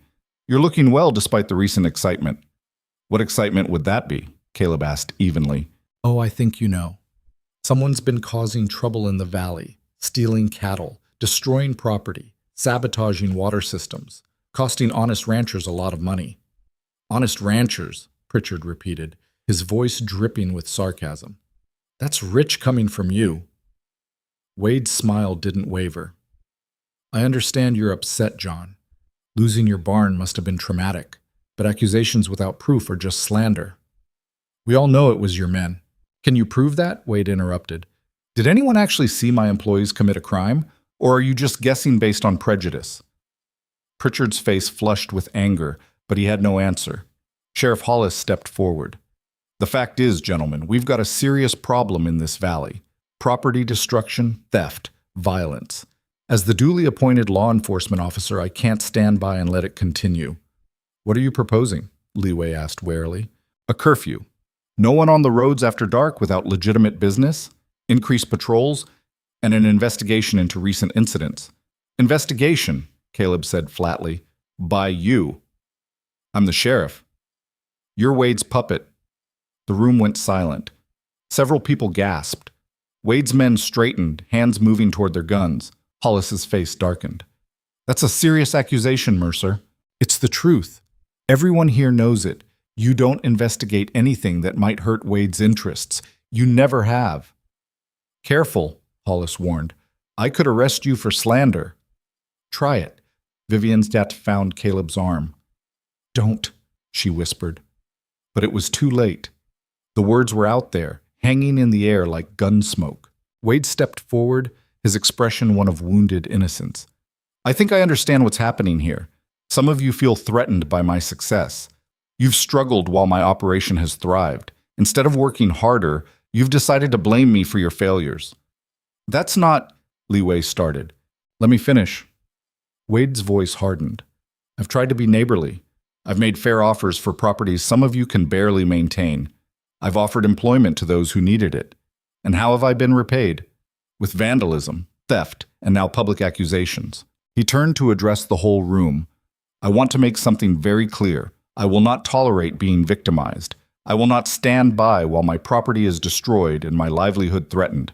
I have rights, same as anyone else, and I intend to exercise those rights." "What does that mean?" Machen asked nervously. "It means I'm offering one final chance. Anyone who's participated in illegal activities against my property can come forward now, make restitution, and we'll call it even. But if these attacks continue..." He let the threat hang unfinished. No one moved. No one spoke. Wade's expression went cold. "So be it.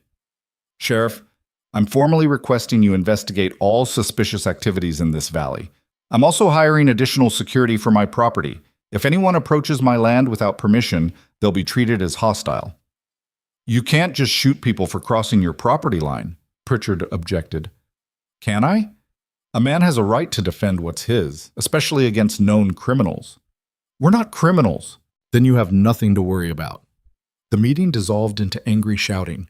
Wade and Hollis left through the back door while his men kept watch, hands on their weapons. The message was clear. This wasn't a debate. It was a declaration of war. Outside, the Allied ranchers gathered in a tight cluster. "He's planning something," Ramirez said. "Something big. More than planning," June added. "He's laying the groundwork, making it look like we're the aggressors, so when he moves against us, the town will think it's justified." "She's right," Vivian said. "This was all theater. He's setting the stage." "For what?" Pritchard demanded. No one had an answer. They dispersed slowly, everyone heading back to their ranches under the watchful eyes of Wade's men. Caleb and Vivian rode home in tense silence. They were halfway there when they heard horses approaching fast from behind. Caleb's hand went to his rifle. But when he turned, he saw it was June Chen, riding alone. "Wait!" she called. They stopped. June pulled up beside them, her horse lathered with sweat. What's wrong? Vivian asked. I overheard two of Wade's men talking outside the saloon. They were planning something for tonight. They said, she hesitated. They said they were going to make an example. Teach the troublemakers a lesson they won't forget. Caleb's blood ran cold. Did they say who they were targeting? No, but the way they talked, June's eyes were frightened. It sounded like they meant to kill someone. You need to get back to your family, Caleb said. Warn them. Everyone needs to be on guard tonight. June nodded and wheeled her horse around, disappearing into the gathering darkness. Vivian looked at Caleb. We should warn the others too. No time. June will reach her family and they can spread the word. Right now we need to get home and fortify. They pushed their horses hard, racing against the dying light. When they reached the ranch, Caleb didn't bother putting the horses away properly. He grabbed Vivian's hand and pulled her toward the house. Inside, now! Load every gun we have. Caleb, do it! She didn't argue. While Vivian prepared their weapons, Caleb barricaded the doors and shuttered the windows. He positioned rifles at strategic points where they could cover different approaches to the house. Full dark came. They waited. An hour passed. Then another. Nothing. Maybe June was wrong, Vivian said. Maybe she misheard. Maybe. But Caleb didn't believe it. His instincts were screaming that something was coming. Then he smelled smoke. The smoke was faint at first, just a whisper on the wind. But Caleb knew that smell, knew what it meant. They're burning the pasture, he said, moving to the window. Vivian joined him, and together they watched orange light flickering in the distance. The dry grass was catching fast, spreading in a line that seemed deliberately set to drive toward the house. They're trying to flush us out, Vivian said, or burn us alive if we don't run. The fire was moving faster than Caleb expected, pushed by the evening wind. Within minutes, he could hear it, a low roar that grew louder with each passing second. We can't stay here, Vivian said. The house will burn. That's what they want. They'll be waiting out there. So what do we do? Caleb's mind raced. They had maybe 10 minutes before the fire reached the buildings. They couldn't stay, but running blind into Wade's men would be suicide. Unless they didn't run blind. The creek, he said. We go through the creek bed, use it for cover. It runs east toward Pritchard's land. If we can make it past the fire line, if. You have a better idea? She didn't. They grabbed what they could, rifles, ammunition, canteens. Caleb took one last look at the house he'd built with his own hands, the home he'd shared first with Margaret and now with Vivian. Then he grabbed Vivian's hand and they ran. The horses were panicking in the corral, screaming as they smelled the smoke. Caleb threw open the gate and let them scatter. Better they run free than burn. This way! He pulled Vivian toward the creek, stumbling over rocks in the darkness. Behind them, the fire was a wall of light now, illuminating everything in hellish orange. Caleb could feel the heat on his back, hear the crackle and snap of burning wood. They jumped down into the creek bed, splashing through ankle-deep water. The banks rose on either side, offering some protection. Caleb led them downstream, moving as fast as the terrain allowed. A gunshot cracked overhead. Then another. They've seen us, Vivian gasped. Keep moving. The creek bed curved, offering temporary cover. Caleb risked a glance back and saw riders silhouetted against the fire, at least 4 of them spreading out to flank their position. There, one of Wade's men shouted. In the creek! More gunfire. A bullet struck the rock next to Caleb's head, sending stone chips flying. He felt something hot slice across his cheek, but didn't stop. They rounded another bend and nearly ran straight into 2 more riders who'd gotten ahead of them. The men raised their weapons. Caleb didn't think. He raised his rifle and fired. The shot went high, but it made the riders' horses rear in panic. One man fell, cursing. The other fought to control his mount. Go! Caleb shoved Vivian forward. They scrambled up the opposite bank, using exposed roots and rocks for handholds. More shots followed them, but the darkness and uneven ground made them difficult targets. They emerged into an area the fire hadn't reached yet. Behind them, Caleb could hear Wade's men regrouping, shouting orders. They had maybe a 30-second lead. Can you run? He asked Vivian. Watch me. They ran. Vivian's breathing was ragged, her bruised ribs clearly causing pain, but she kept pace. They cut across open ground toward a stand of trees that would provide cover. Almost there. 20 yards? 10. A rider burst out of the darkness ahead of them, cutting off their escape. The man had his pistol drawn, aimed directly at Vivian. "End of the line," he said. Caleb stepped between them, raising his rifle. "Let her go." "Can't do that, Mercer. Boss wants you both dealt with." "Wade's not here. You are. You really want to murder a woman in cold blood?" The man hesitated. In that moment of doubt, Vivian moved. She grabbed a fallen branch from the ground and swung it hard at the rider's horse, hitting it across the nose. The horse reared violently. The rider, caught off guard, tumbled backward out of the saddle. His gun went off as he fell, the bullet going wide. Vivian caught the horse's reins before it could bolt. "Get on!" Caleb didn't argue. He swung up behind her and she kicked the horse into a gallop. The fallen rider scrambled to his feet, shouting, but they were already gone. They rode hard through the darkness, putting distance between themselves and their pursuers. The horse was strong, fresh, and they pushed it mercilessly. Behind them, more shouts and gunfire, but fading now. After what felt like hours but was probably only 20 minutes, they slowed to a walk. The horse was lathered with sweat, sides heaving. "Where are we?" Vivian asked. Caleb looked around, getting his bearings. "About halfway to Pritchard's. We should—" He stopped. In the distance, toward where the Chen ranch should be, he saw more fire.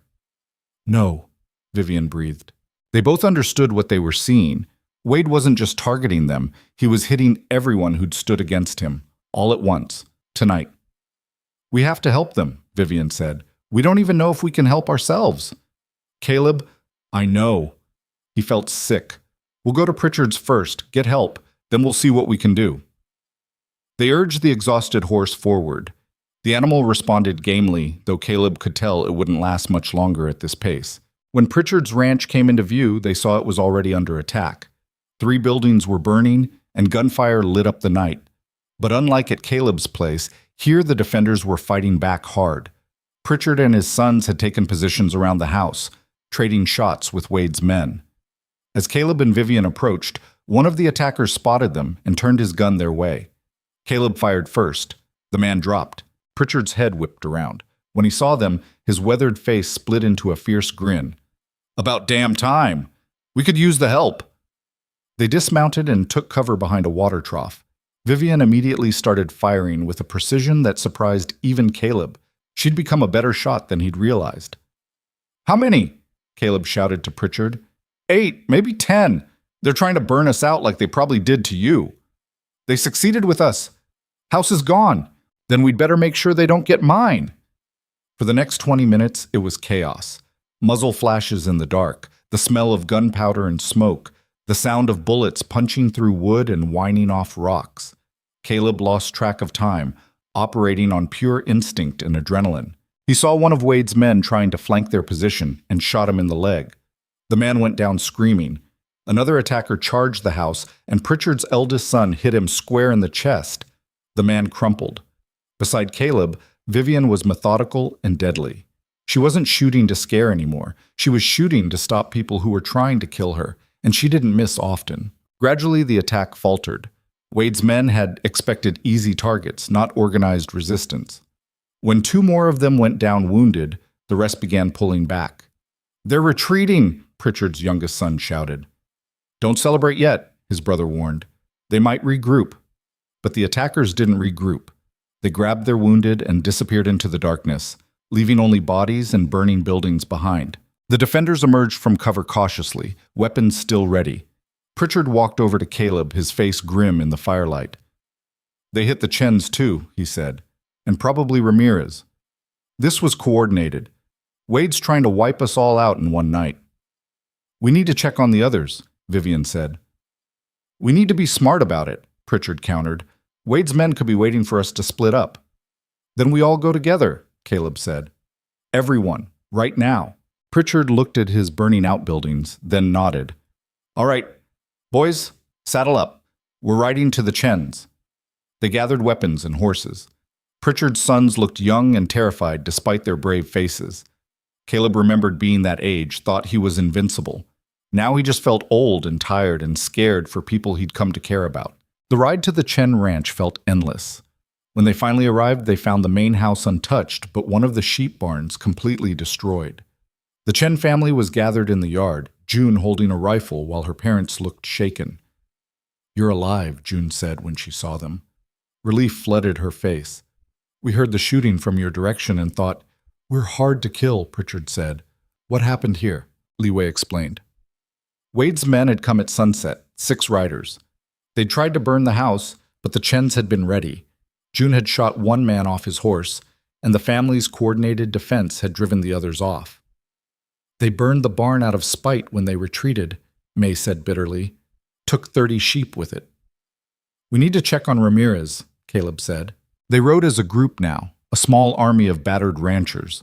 When they reached the Ramirez property, they found the old man and Miguel standing guard over 2 bodies. "Wade's men?" Pritchard asked. "Si," Ramirez said. His voice was steady, but his hands shook. "They came. We were ready. Miguel, he is very good with a rifle." Miguel looked pale. "I killed 2 men tonight," he said quietly. "I killed them." "You defended your home," Vivian said. "You defended your grandfather. That's not murder." "It feels like it." No one had an answer for that. They'd all crossed lines tonight that couldn't be uncrossed. They gathered in Ramirez's yard as dawn began to lighten the eastern sky. Everyone was accounted for. Everyone had survived. But the cost was visible in their faces: exhaustion, trauma, the knowledge that they'd taken lives and nearly lost their own. "This is bad," Li Wei said. "Wade will claim we ambushed his men, that we're the aggressors." "Let him claim whatever he wants," June said fiercely. "We have witnesses. We have each other's testimony." "Hollis won't listen to any of it," Pritchard pointed out. "He'll arrest us all if Wade tells him to." "Then what do we do?" May asked. "We cannot keep fighting like this. Someone will die. Maybe many people." She was right. They'd been lucky tonight. Next time they might not be. Caleb looked around at the assembled faces. These people had become more than neighbors. They'd become something like family, bound together by shared struggle and mutual dependence. "We go to town," he said. "All of us. Together. We make Wade face us in public, in front of everyone. We force him to either back down or show his hand completely." "He'll never back down," Vivian said. "I know. But maybe the town will finally see him for what he is. Maybe if enough people witness his threats, his violence, Sheriff Hollis won't be able to ignore it anymore." "You're assuming Hollis cares about justice," Pritchard said skeptically. "I'm assuming Hollis cares about his own skin. If the whole town turns against Wade, Hollis will have to choose sides. And he'll choose the side that keeps him alive." It was a thin hope, but it was all they had. They rode into Red Hollow at sunrise, a ragged group of soot-stained ranchers carrying weapons and leading wounded horses. People came out of their houses to stare. Word spread fast that something had happened, something big. Wade was already at the sheriff's office when they arrived. So was Hollis. Both men looked surprised to see them all alive. "Gentlemen," Wade said smoothly. "Ladies, you look like you've had a rough night." "You know exactly what kind of night we had," Caleb said. "Your men tried to burn us out, tried to kill us. That's a serious accusation. Do you have proof?" "We've got bodies, 2 of them at Ramirez's place." Hollis stepped forward. "Bodies? You killed people?" "In self-defense," Miguel said. "They attacked us. We defended our homes." "That's not how it's going to look in a court of law," Hollis said. "You people have been causing trouble for weeks, stealing cattle, destroying property. Now you're killing Wade's employees." "They weren't employees," Vivian interrupted. "They were hired guns, murderers." "You got proof of that, ma'am?" "Do you care about proof, Sheriff? Or are you just going to believe whatever Wade tells you?" Hollis's face reddened. "I'm trying to maintain order in this valley. That means enforcing the law equally." "Then arrest Wade Garrison for attempted murder," June said. "For arson, for theft, for everything he's done to terrorize this valley." "I need evidence." "You need courage," Vivian said coldly. "Evidence you have. Witnesses you have. What you lack is the spine to stand up to the man who pays your salary." The crowd that had gathered murmured agreement. Hollis looked around, realizing for the first time that public opinion was shifting. Wade seemed to sense it too. His smooth mask slipped, showing the anger beneath. "I've tried to be reasonable," he said. "I've offered fair prices for land. I've employed local men. And this is how I'm repaid? With theft and violence and false accusations?" "Nothing false about it," Pritchard said. Your men burned my barn, shot my animals, tried to kill my family. Prove it. We will. We'll bring every witness, every victim, every piece of evidence to the territorial court if we have to. Good luck with that, Wade said. The territorial judge is a friend of mine. It was the first time he'd let his arrogance show so openly. Several people in the crowd exchanged glances. Mrs. Chen from the general store stepped forward. I've seen Wade's men harassing customers, she said, threatening people who do business with ranchers who won't sell to him. I seen them cut Mercer's fence, old Pete from the livery added. Watched them do it from the ridge. More voices joined in. People who'd been too scared to speak up before now finding courage in numbers. The dam was breaking. Wade's face went dark. You're all making a big mistake. The only mistake, Caleb said, was thinking you could terrorize an entire valley and face no consequences. Consequences? Wade laughed. You want to talk about consequences? Fine. I'm done playing nice. I'm done making offers. From this moment on, anyone who stands against me will lose everything. Your ranches, your livestock, your homes. I'll crush you so completely there won't be anything left. Is that a threat? Hollis asked nervously. It's a promise. The sheriff looked at the crowd, then at Wade, clearly calculating his options. For once, the political winds were blowing against his patron. Mr. Garrison, he said carefully, maybe we should discuss this privately. There's nothing to discuss. These people are criminals. Arrest them. On what charges? Theft, destruction of property, murder. In self-defense, Hollis said. They're claiming self-defense. They're lying. Maybe. But I need to investigate before I can make arrests. That's how the law works. It was the first time Caleb had ever heard Hollis reference the law when it didn't benefit Wade. Something was shifting. Wade seemed to realize he was losing control of the situation. If you won't do your job, Sheriff, I'll find someone who will. This valley will have order, one way or another. That sounds like a threat to a lawman, Hollis said, his voice hardening. You want to be careful with your words, Mr. Garrison. For a moment, genuine hatred flashed across Wade's face. Then he got himself under control. We'll see, he said. We'll see who ends up regretting this conversation. He turned and walked away, his remaining men following. The crowd watched him go, silent. Hollis looked at the assembled ranchers. You folks need to get your stories straight. I'll need formal statements from all of you about what happened last night. You going to actually investigate? Pritchard asked skeptically. I'm going to do my job. First time for everything, I suppose. It wasn't much of a victory, but it was something.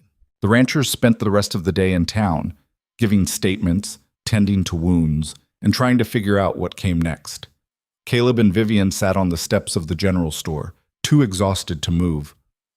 We lost everything, Vivian said quietly. The house, the barn, everything we worked for. We're alive. That's what matters. Is it? We have no home to go back to, no shelter. Winter's coming, and we have nowhere to live. Caleb took her hand. He was too tired to think about propriety or boundaries. We'll rebuild. All of us. Together. With what money? What resources? I don't know, but we'll figure it out. Vivian leaned against his shoulder and Caleb put his arm around her. It felt natural, right? Like something they should have been doing all along. I'm sorry, he said. For what? For bringing you into this. If I'd known it would turn into a war. Stop. She lifted her head to look at him. I made my choice. I stayed. I fought. Nobody forced me. You could have left. Any time. You could have gone back east, started over somewhere safe. Safe and suffocating. No thank you. She managed a tired smile. I'd rather be here, fighting beside you, than anywhere else in the world. Something in Caleb's chest cracked open. All the walls he'd built after Margaret died, all the defenses he'd erected to keep from feeling too much, they crumbled. I love you, he said. Vivian froze. What? I love you. I didn't mean to, didn't want to, but I do. Caleb, you don't have to say anything. I know this started as a business arrangement. I know I promised not to expect anything from you, but things changed. You changed everything.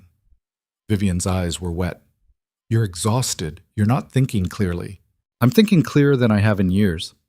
I love you, Vivian, and I know that terrifies you given everything you've been through, but I needed you to know." She opened her mouth, closed it, opened it again. Finally, she said, "I don't know how to do this." "Do what?" "Love someone, trust someone.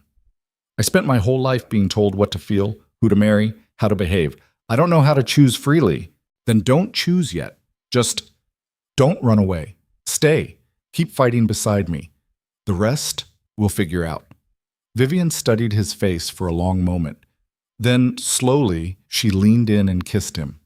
It wasn't passionate or dramatic. It was exhausted and tender and tasted like smoke and coffee and survival. It was perfect.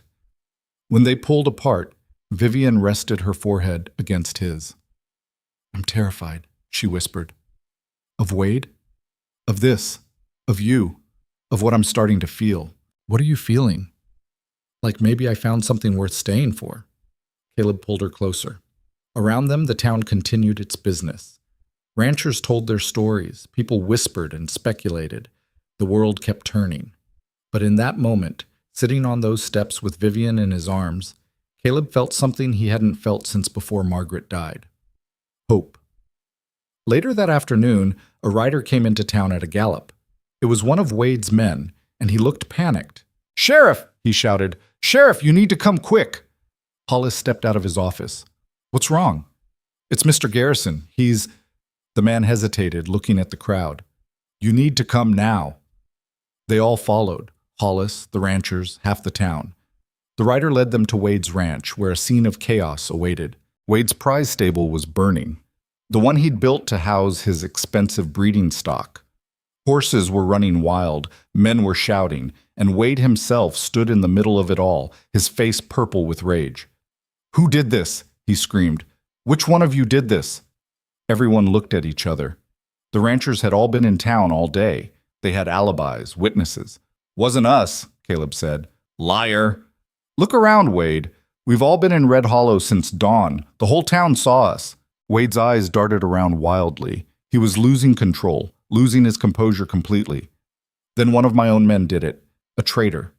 Someone I trusted. Or," Vivian said quietly, "maybe your men are tired of doing your dirty work. Maybe they're tired of attacking innocent people. Maybe this is what happens when you build an empire on fear and violence. Eventually, it collapses." Wade's gaze fixed on her with pure hatred. This is all your fault. Before you came, Mercer was ready to give up. But you pushed him, filled his head with ideas about fighting back." "I gave him nothing he didn't already have," Vivian said.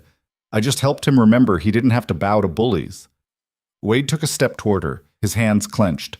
Caleb moved between them instantly. "Touch her and you die," he said calmly. "That's a threat. That's a fact." Hollis stepped forward. "Everyone calm down. Mr. Garrison, your stable's burning. Maybe focus on that instead of making threats." Wade looked at his burning property, then at the assembled crowd. For the first time, Caleb saw something break in the man's eyes. He was losing, and he knew it. "This isn't over," Wade said, but his voice lacked its usual confidence. "Actually," Hollis said, "I think it is. I'm opening formal investigations into the barn burnings, the attacks, all of it. And Mr. Garrison, you'll be answering questions just like everyone else. You work for me. I work for the territory, and the territory's laws apply to everyone, even you." It was the most backbone Hollis had shown in years. The crowd murmured approval. Wade looked around at the faces surrounding him, townspeople, ranchers, even some of his own men. The empire he'd built through intimidation was crumbling. Without another word, he turned and walked toward his house, his shoulders slumped. The ranchers watched him go. Nobody celebrated. They were all too tired, too battered. But something had shifted. The balance of power in the valley had changed. As the sun set on that long, terrible day, Caleb and Vivian rode back toward what remained of their ranch. They had no house to return to, no barn, no home. But they had each other. They had allies. They had hope. And sometimes that was enough to start rebuilding. The ruins of the house looked worse in daylight. Caleb and Vivian stood where the front porch had been, staring at the charred skeleton of what had been their home. The main structure was gone, collapsed into itself. Only the stone chimney remained standing, a blackened monument to everything they'd lost. "We can salvage some of the tools from the barn," Caleb said, trying to sound practical. The metal survived, and the root cellar's intact. The food stores are still good. Vivian didn't respond. She was looking at the spot where the kitchen had been, where they'd shared countless meals and conversations, where he told her he loved her just yesterday, though it felt like years ago. I planted flowers, she said quietly. Did you notice? Next to the porch steps. They were just starting to bloom. Caleb had noticed. He'd watched her work in that little patch of earth, carefully tending plants that seemed impossibly delicate for this harsh land. He'd never told her how much it meant to him, seeing those small touches of beauty she brought to his rough world. We'll plant more, he said. When? Where? We don't even have walls. Then we'll build walls. We'll build everything back. Vivian turned to face him, and he saw the exhaustion in her eyes. Not just physical tiredness, but something deeper. The kind of weariness that came from fighting too long, losing too much.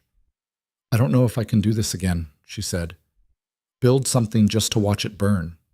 You don't have to do it alone. None of us do. As if to prove his point, they heard the sound of wagons approaching. Caleb turned to see Pritchard and his sons driving toward them, their wagon beds loaded with lumber and tools. Behind them came the Chen family with supplies. Then Ramirez and Miguel, leading pack horses carrying canvas and rope. Pritchard pulled up and climbed down from the wagon. Figured you could use some help getting started. We can't pay you, Caleb said. Did I ask for payment? You helped save my ranch. Least I can do is return the favor.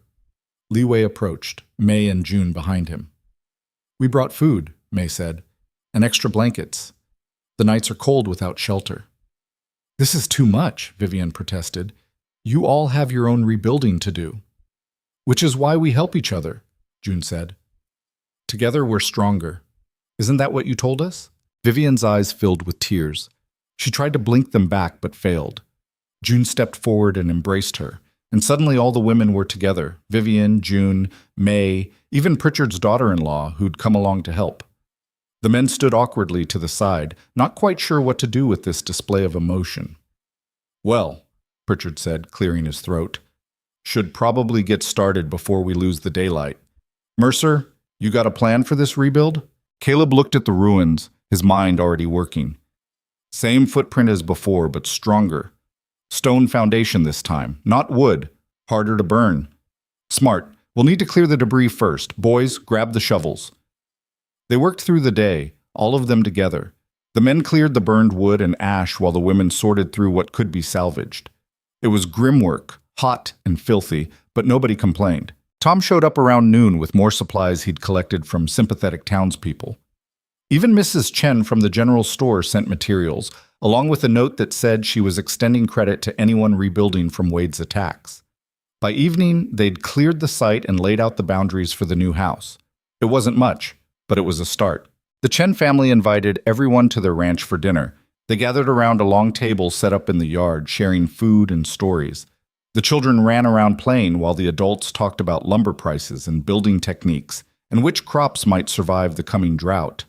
It felt like family. Not the kind you were born into, but the kind you chose. The kind forged through shared struggle and mutual dependence. Caleb watched Vivian across the table, laughing at something June said. The exhaustion was still there in her eyes, but something else too. Something that looked almost like peace.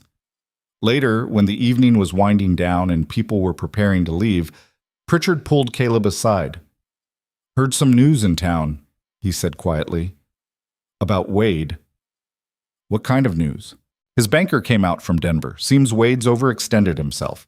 Bought too much land, hired too many men, spent too much money trying to run everyone else out. The attacks on us? That was desperation. He needed our land to secure more loans. And now? Now the bank's calling in his debts. He's got 30 days to come up with $50,000, or they take everything. Caleb whistled low. He'll never raise that much. Nope. Wade Garrison's empire is about to collapse.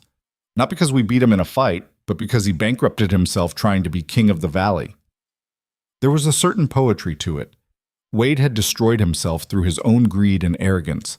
All the ranchers had done was refuse to give up. What happens to his land? Caleb asked. Bank will sell it off in parcels, which means normal people might actually be able to afford it. Valley could go back to being what it was supposed to be, small ranchers working their own land. It was better news than Caleb had dared hope for. Does Wade know? By now, probably, which makes him dangerous. Wounded animals tend to lash out. We'll be ready. Pritchard gripped his shoulder. I know you will. You and that wife of yours. You're tougher than old boot leather, both of you. That night, Caleb and Vivian slept in a tent Ramirez had lent them, pitched on the spot where their house used to stand. It was cramped and uncomfortable, but they were together and alive. Vivian lay with her head on Caleb's chest, listening to his heartbeat. Tell me something true, she said. Like what? Anything. I'm tired of uncertainty. I want one true thing I can hold on to. Caleb thought about it. I was scared when you first arrived. Terrified, actually. Not of Wade or rustlers or anything like that. Scared of you. Of me? Why? Because you made me feel things I thought I'd buried with Margaret. Made me hope again. And hope is dangerous when you've already lost everything once. Vivian was quiet for a moment. I was scared too. Of you, of this place, of the whole situation, but mostly of myself. What do you mean? I was afraid I'd spent so long running from men who wanted to control me that I wouldn't know how to stay when I found a man who didn't. I was afraid I'd sabotage something good just because I didn't trust it. And now? Now I'm still afraid, but I'm staying anyway. Caleb tightened his arms around her. Outside the tent, the wind whispered across the empty land.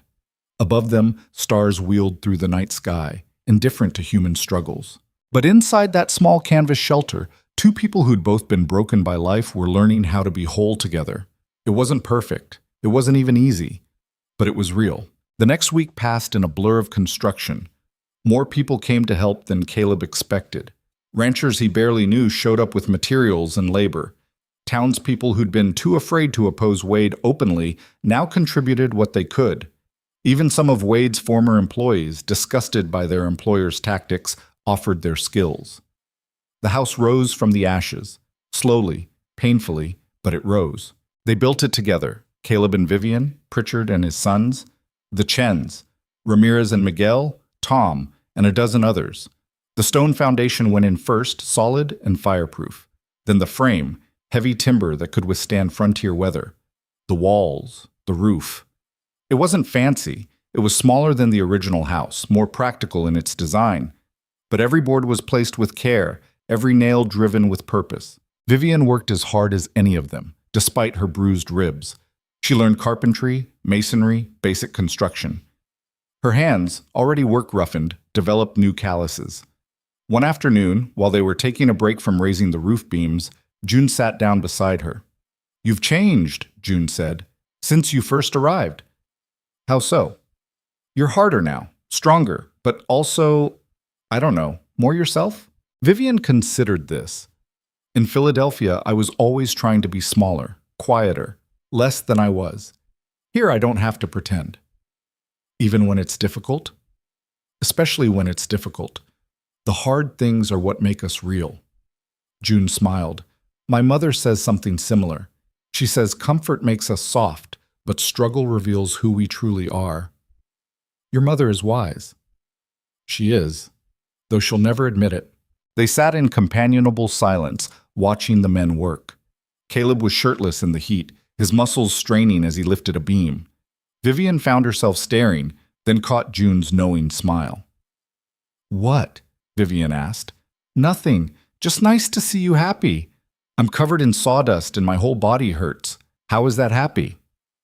"Because you're choosing to be here. You're building something that matters with someone who matters. That's happiness, even when it's hard work." Vivian realized June was right. She was happy. Not in the shallow way she'd been expected to be happy in her old life. Smiling prettily at parties, wearing expensive dresses, saying nothing of substance. This was deeper. It was the happiness of purpose, of partnership, of being exactly who she was without apology. By the end of the second week, the house was habitable. Not finished, but livable. They had walls, a roof, windows that closed, doors that locked. The interior was still rough, but it was shelter. The night they moved in, Vivian stood in the empty main room and cried. "Hey," Caleb said, coming up behind her. "What's wrong?" "Nothing's wrong. Everything's right. That's why I'm crying." That makes absolutely no sense. I know. She wiped her eyes. But this is ours, Caleb.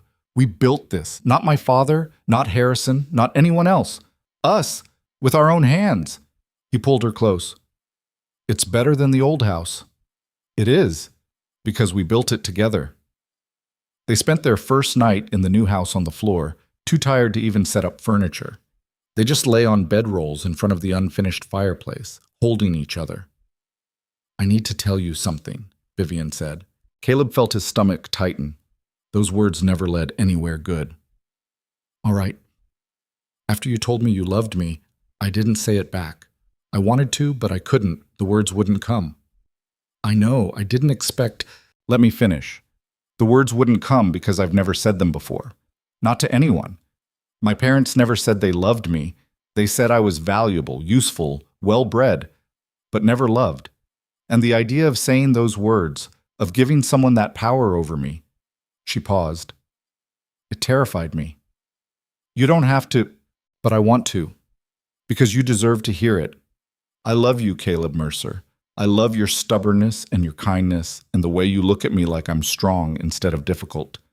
I love that you've never tried to change me or control me. I love how you make me feel safe enough to be afraid. Caleb's throat was tight. That last part doesn't make sense either. Yes, it does. You make me feel safe enough to admit when I'm scared, safe enough to be vulnerable. That's love, isn't it? Finding someone who makes it safe to be real. He kissed her then, and it wasn't like before. It wasn't exhausted or desperate or tentative. It was sure and deep and full of promise. When they finally pulled apart, Caleb whispered, "This is real, isn't it? This thing between us. As real as anything I've ever known. Good, because I'm never letting you go. Good, because I'm not going anywhere." 2 days later, Sheriff Hollis rode out to the ranch. Caleb saw him coming and tensed, automatically reaching for his rifle. "Easy," Hollis said, raising his hands. "I'm not here for trouble." "Then why are you here?" "To tell you Wade's gone. Left the valley 3 days ago. Took what he could carry and disappeared in the night." Caleb lowered the rifle slowly. "Gone where?" "Don't know. Don't care. Bank's taking possession of his land next week. He's done here." Vivian came out of the house, wiping her hands on her apron. "He just ran?" "Man was drowning in debt, facing criminal charges.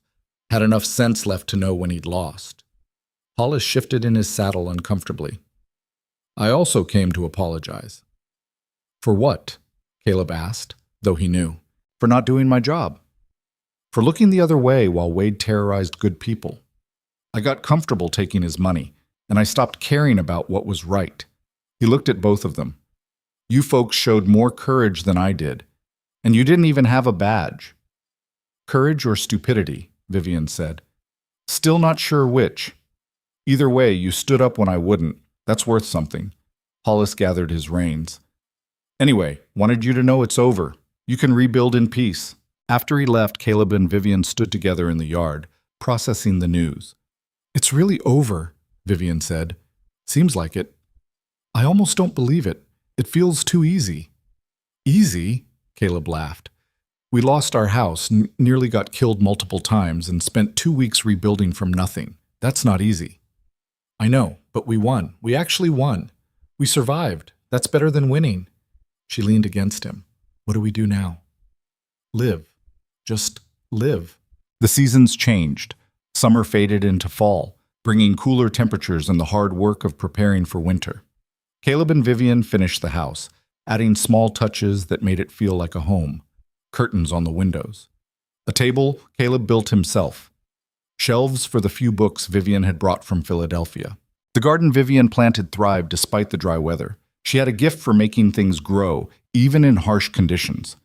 By October, they had enough vegetables stored to last through the winter. The cattle operation stabilized. With Wade gone and his land being sold to smaller ranchers, the whole valley became more cooperative. People helped each other during roundups, shared resources, looked out for one another. The community that formed in the aftermath of Wade's reign was stronger than anything that had existed before.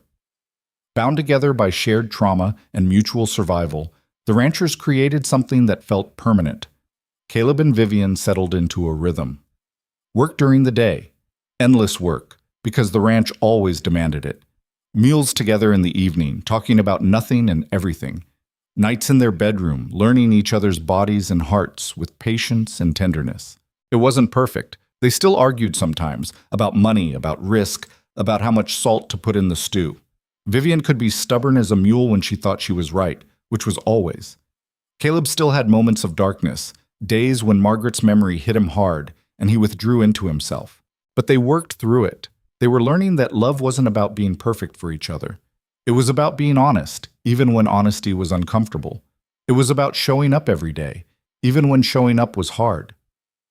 One evening in late November, Caleb came in from working on the barn to find Vivian standing in the kitchen with an odd expression on her face.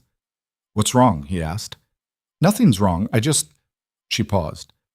"I need to tell you something." That phrase still made his stomach drop. "Okay. I'm pregnant." The words hit him like a physical blow. He stood there, frozen, while his mind tried to process what she'd said. "You're sure?" he finally managed. "As sure as I can be. I've been sick in the mornings for 2 weeks. Other signs, too." Caleb's legs felt weak. He sat down at the table, hard.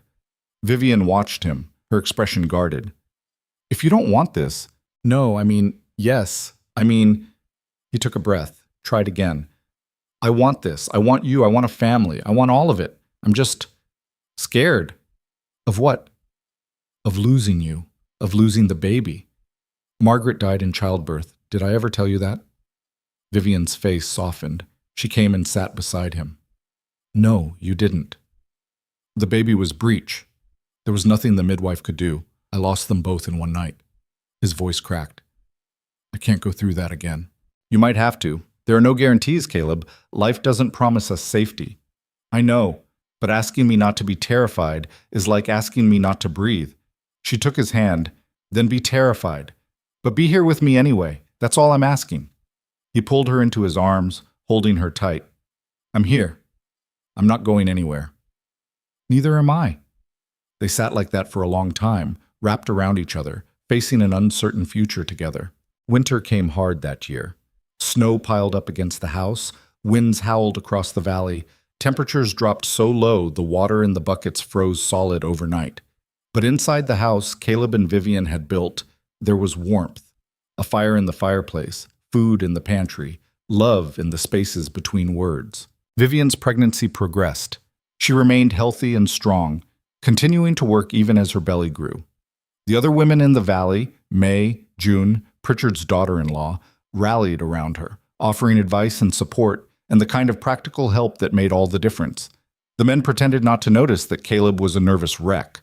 But Pritchard pulled him aside one day and said, "She's strong. Stronger than you give her credit for. She'll be fine." "You don't know that." "No, but I choose to believe it anyway. Sometimes faith is all we've got." In early April, when the snow was finally melting and the first green shoots were pushing through the muddy ground, Vivian went into labor. It was long and difficult. May and June stayed with her while Caleb paced outside, slowly losing his mind. Every cry of pain from inside the house felt like a knife to his heart. Pritchard and Tom stayed with him, not saying much, just being present. That was all they could offer, and it was enough. After 14 hours, Caleb heard a new sound. A baby's cry, thin and angry and alive. His knees went weak with relief. June emerged a few minutes later, smiling. "You have a daughter, and Vivian's fine, tired but fine." Caleb stumbled into the bedroom. Vivian was propped up on pillows, her hair sweat-soaked, her face exhausted. And in her arms was a tiny red-faced creature making indignant noises. "She's loud," Vivian said. "Takes after you." "I'm not loud." "You snore like a bear. She comes by it honestly."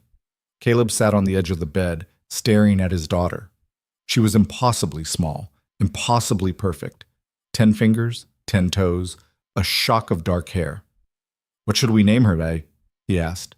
Vivian had been thinking about this for months. "Hope," she said, "because that's what she is. Proof that something good can come from all the hard times." "Hope Mercer," Caleb tested the name. "I like it." He carefully took the baby in his arms, terrified he'd break her. But Hope settled against his chest like she belonged there, her crying quieting to small hiccups. She knows you, Vivian said softly. She's 2 hours old. She doesn't know anything. She knows you're her father. She knows you'll protect her. Caleb looked at his wife and daughter, these two people who'd become his entire world. He thought about how empty his life had been before Vivian arrived on that train, how he'd been just going through the motions, existing but not really living. She'd changed everything, not by being easy or convenient or what he'd asked for, but by being herself, fierce and stubborn and brave and real. "Thank you," he said. "For what?" "For answering that advertisement. For staying when you could have left. For fighting beside me. For giving me this." He gestured at the baby, the room, the life they'd built. "You gave me the same thing," Vivian said. "A place to belong. A reason to stop running." Hope made a small sound, drawing both their attention. They laughed, these two people who'd been strangers 6 months ago and were now a family. Outside, spring continued its slow arrival. The creek was running high with snowmelt. Grass was greening up in the pastures. Birds were returning, filling the air with song. The valley that had been torn apart by greed and violence was healing. Small ranchers were working land that had once belonged to Wade Garrison. Communities were forming. People who'd been strangers were becoming neighbors, friends, family. Red Hollow would never be more than a small frontier town. The railroad would bypass it eventually, taking commerce and opportunity elsewhere. Some ranches would fail. Some people would give up and leave. The frontier was harsh and unforgiving, and it didn't guarantee anyone a happy ending. But some would stay. Some would thrive. Some would build lives worth living in this hard, beautiful place. Caleb and Vivian would be among them. Not because they were perfect or because everything worked out easily, but because they'd learned that the important things, love, partnership, home, weren't things you found fully formed. They were things you built, piece by piece, through choice and effort and stubborn refusal to give up. The mail-order bride who'd stepped off that train looking for an escape had found something better. She'd found herself, found her strength, found a place where she could be exactly who she was without apology. And the lonely rancher who'd wanted a simple arrangement had found something he didn't know he needed. Not a housekeeper or a hired hand, but a partner. Someone who challenged him and supported him and made him want to be better than he was. Together, they'd survived violence and loss and their own fears. They'd built a home from ruins. They'd created a family from two broken people who'd learned how to be whole. It wasn't a fairy tale. Real life never was. There would be more struggles ahead, droughts and winters, sick cattle and broken equipment, the thousand small and large difficulties that came with ranching in an unforgiving land. But they'd face it together. That was the difference. That was everything. As the sun set over the valley that night, Caleb stood on the porch of the house they'd built, holding his sleeping daughter while Vivian rested inside. The land stretched out before him, familiar and demanding and beautiful in its harshness. This was home. Not perfect, but real. Not easy, but worth fighting for. And that, in the end, was all anyone could ask for. A place to belong, someone to love, a reason to keep going when times got hard. Vivian had given him all of that and more. She'd saved more than his ranch. She'd saved him from a life of slow decline and lonely resignation. And he'd given her something too: freedom, safety, the chance to choose her own life instead of having it chosen for her. They'd saved each other, really, the way people do when they're brave enough to let themselves be known, flaws and all. The frontier would always be harsh. Life would always be uncertain. Tomorrow could bring disaster or drought or any number of troubles. But tonight, standing on his porch with his daughter in his arms and his wife sleeping inside, Caleb Mercer was content. He'd asked for a simple arrangement and gotten a complicated, messy, beautiful life instead. Best mistake he'd ever made.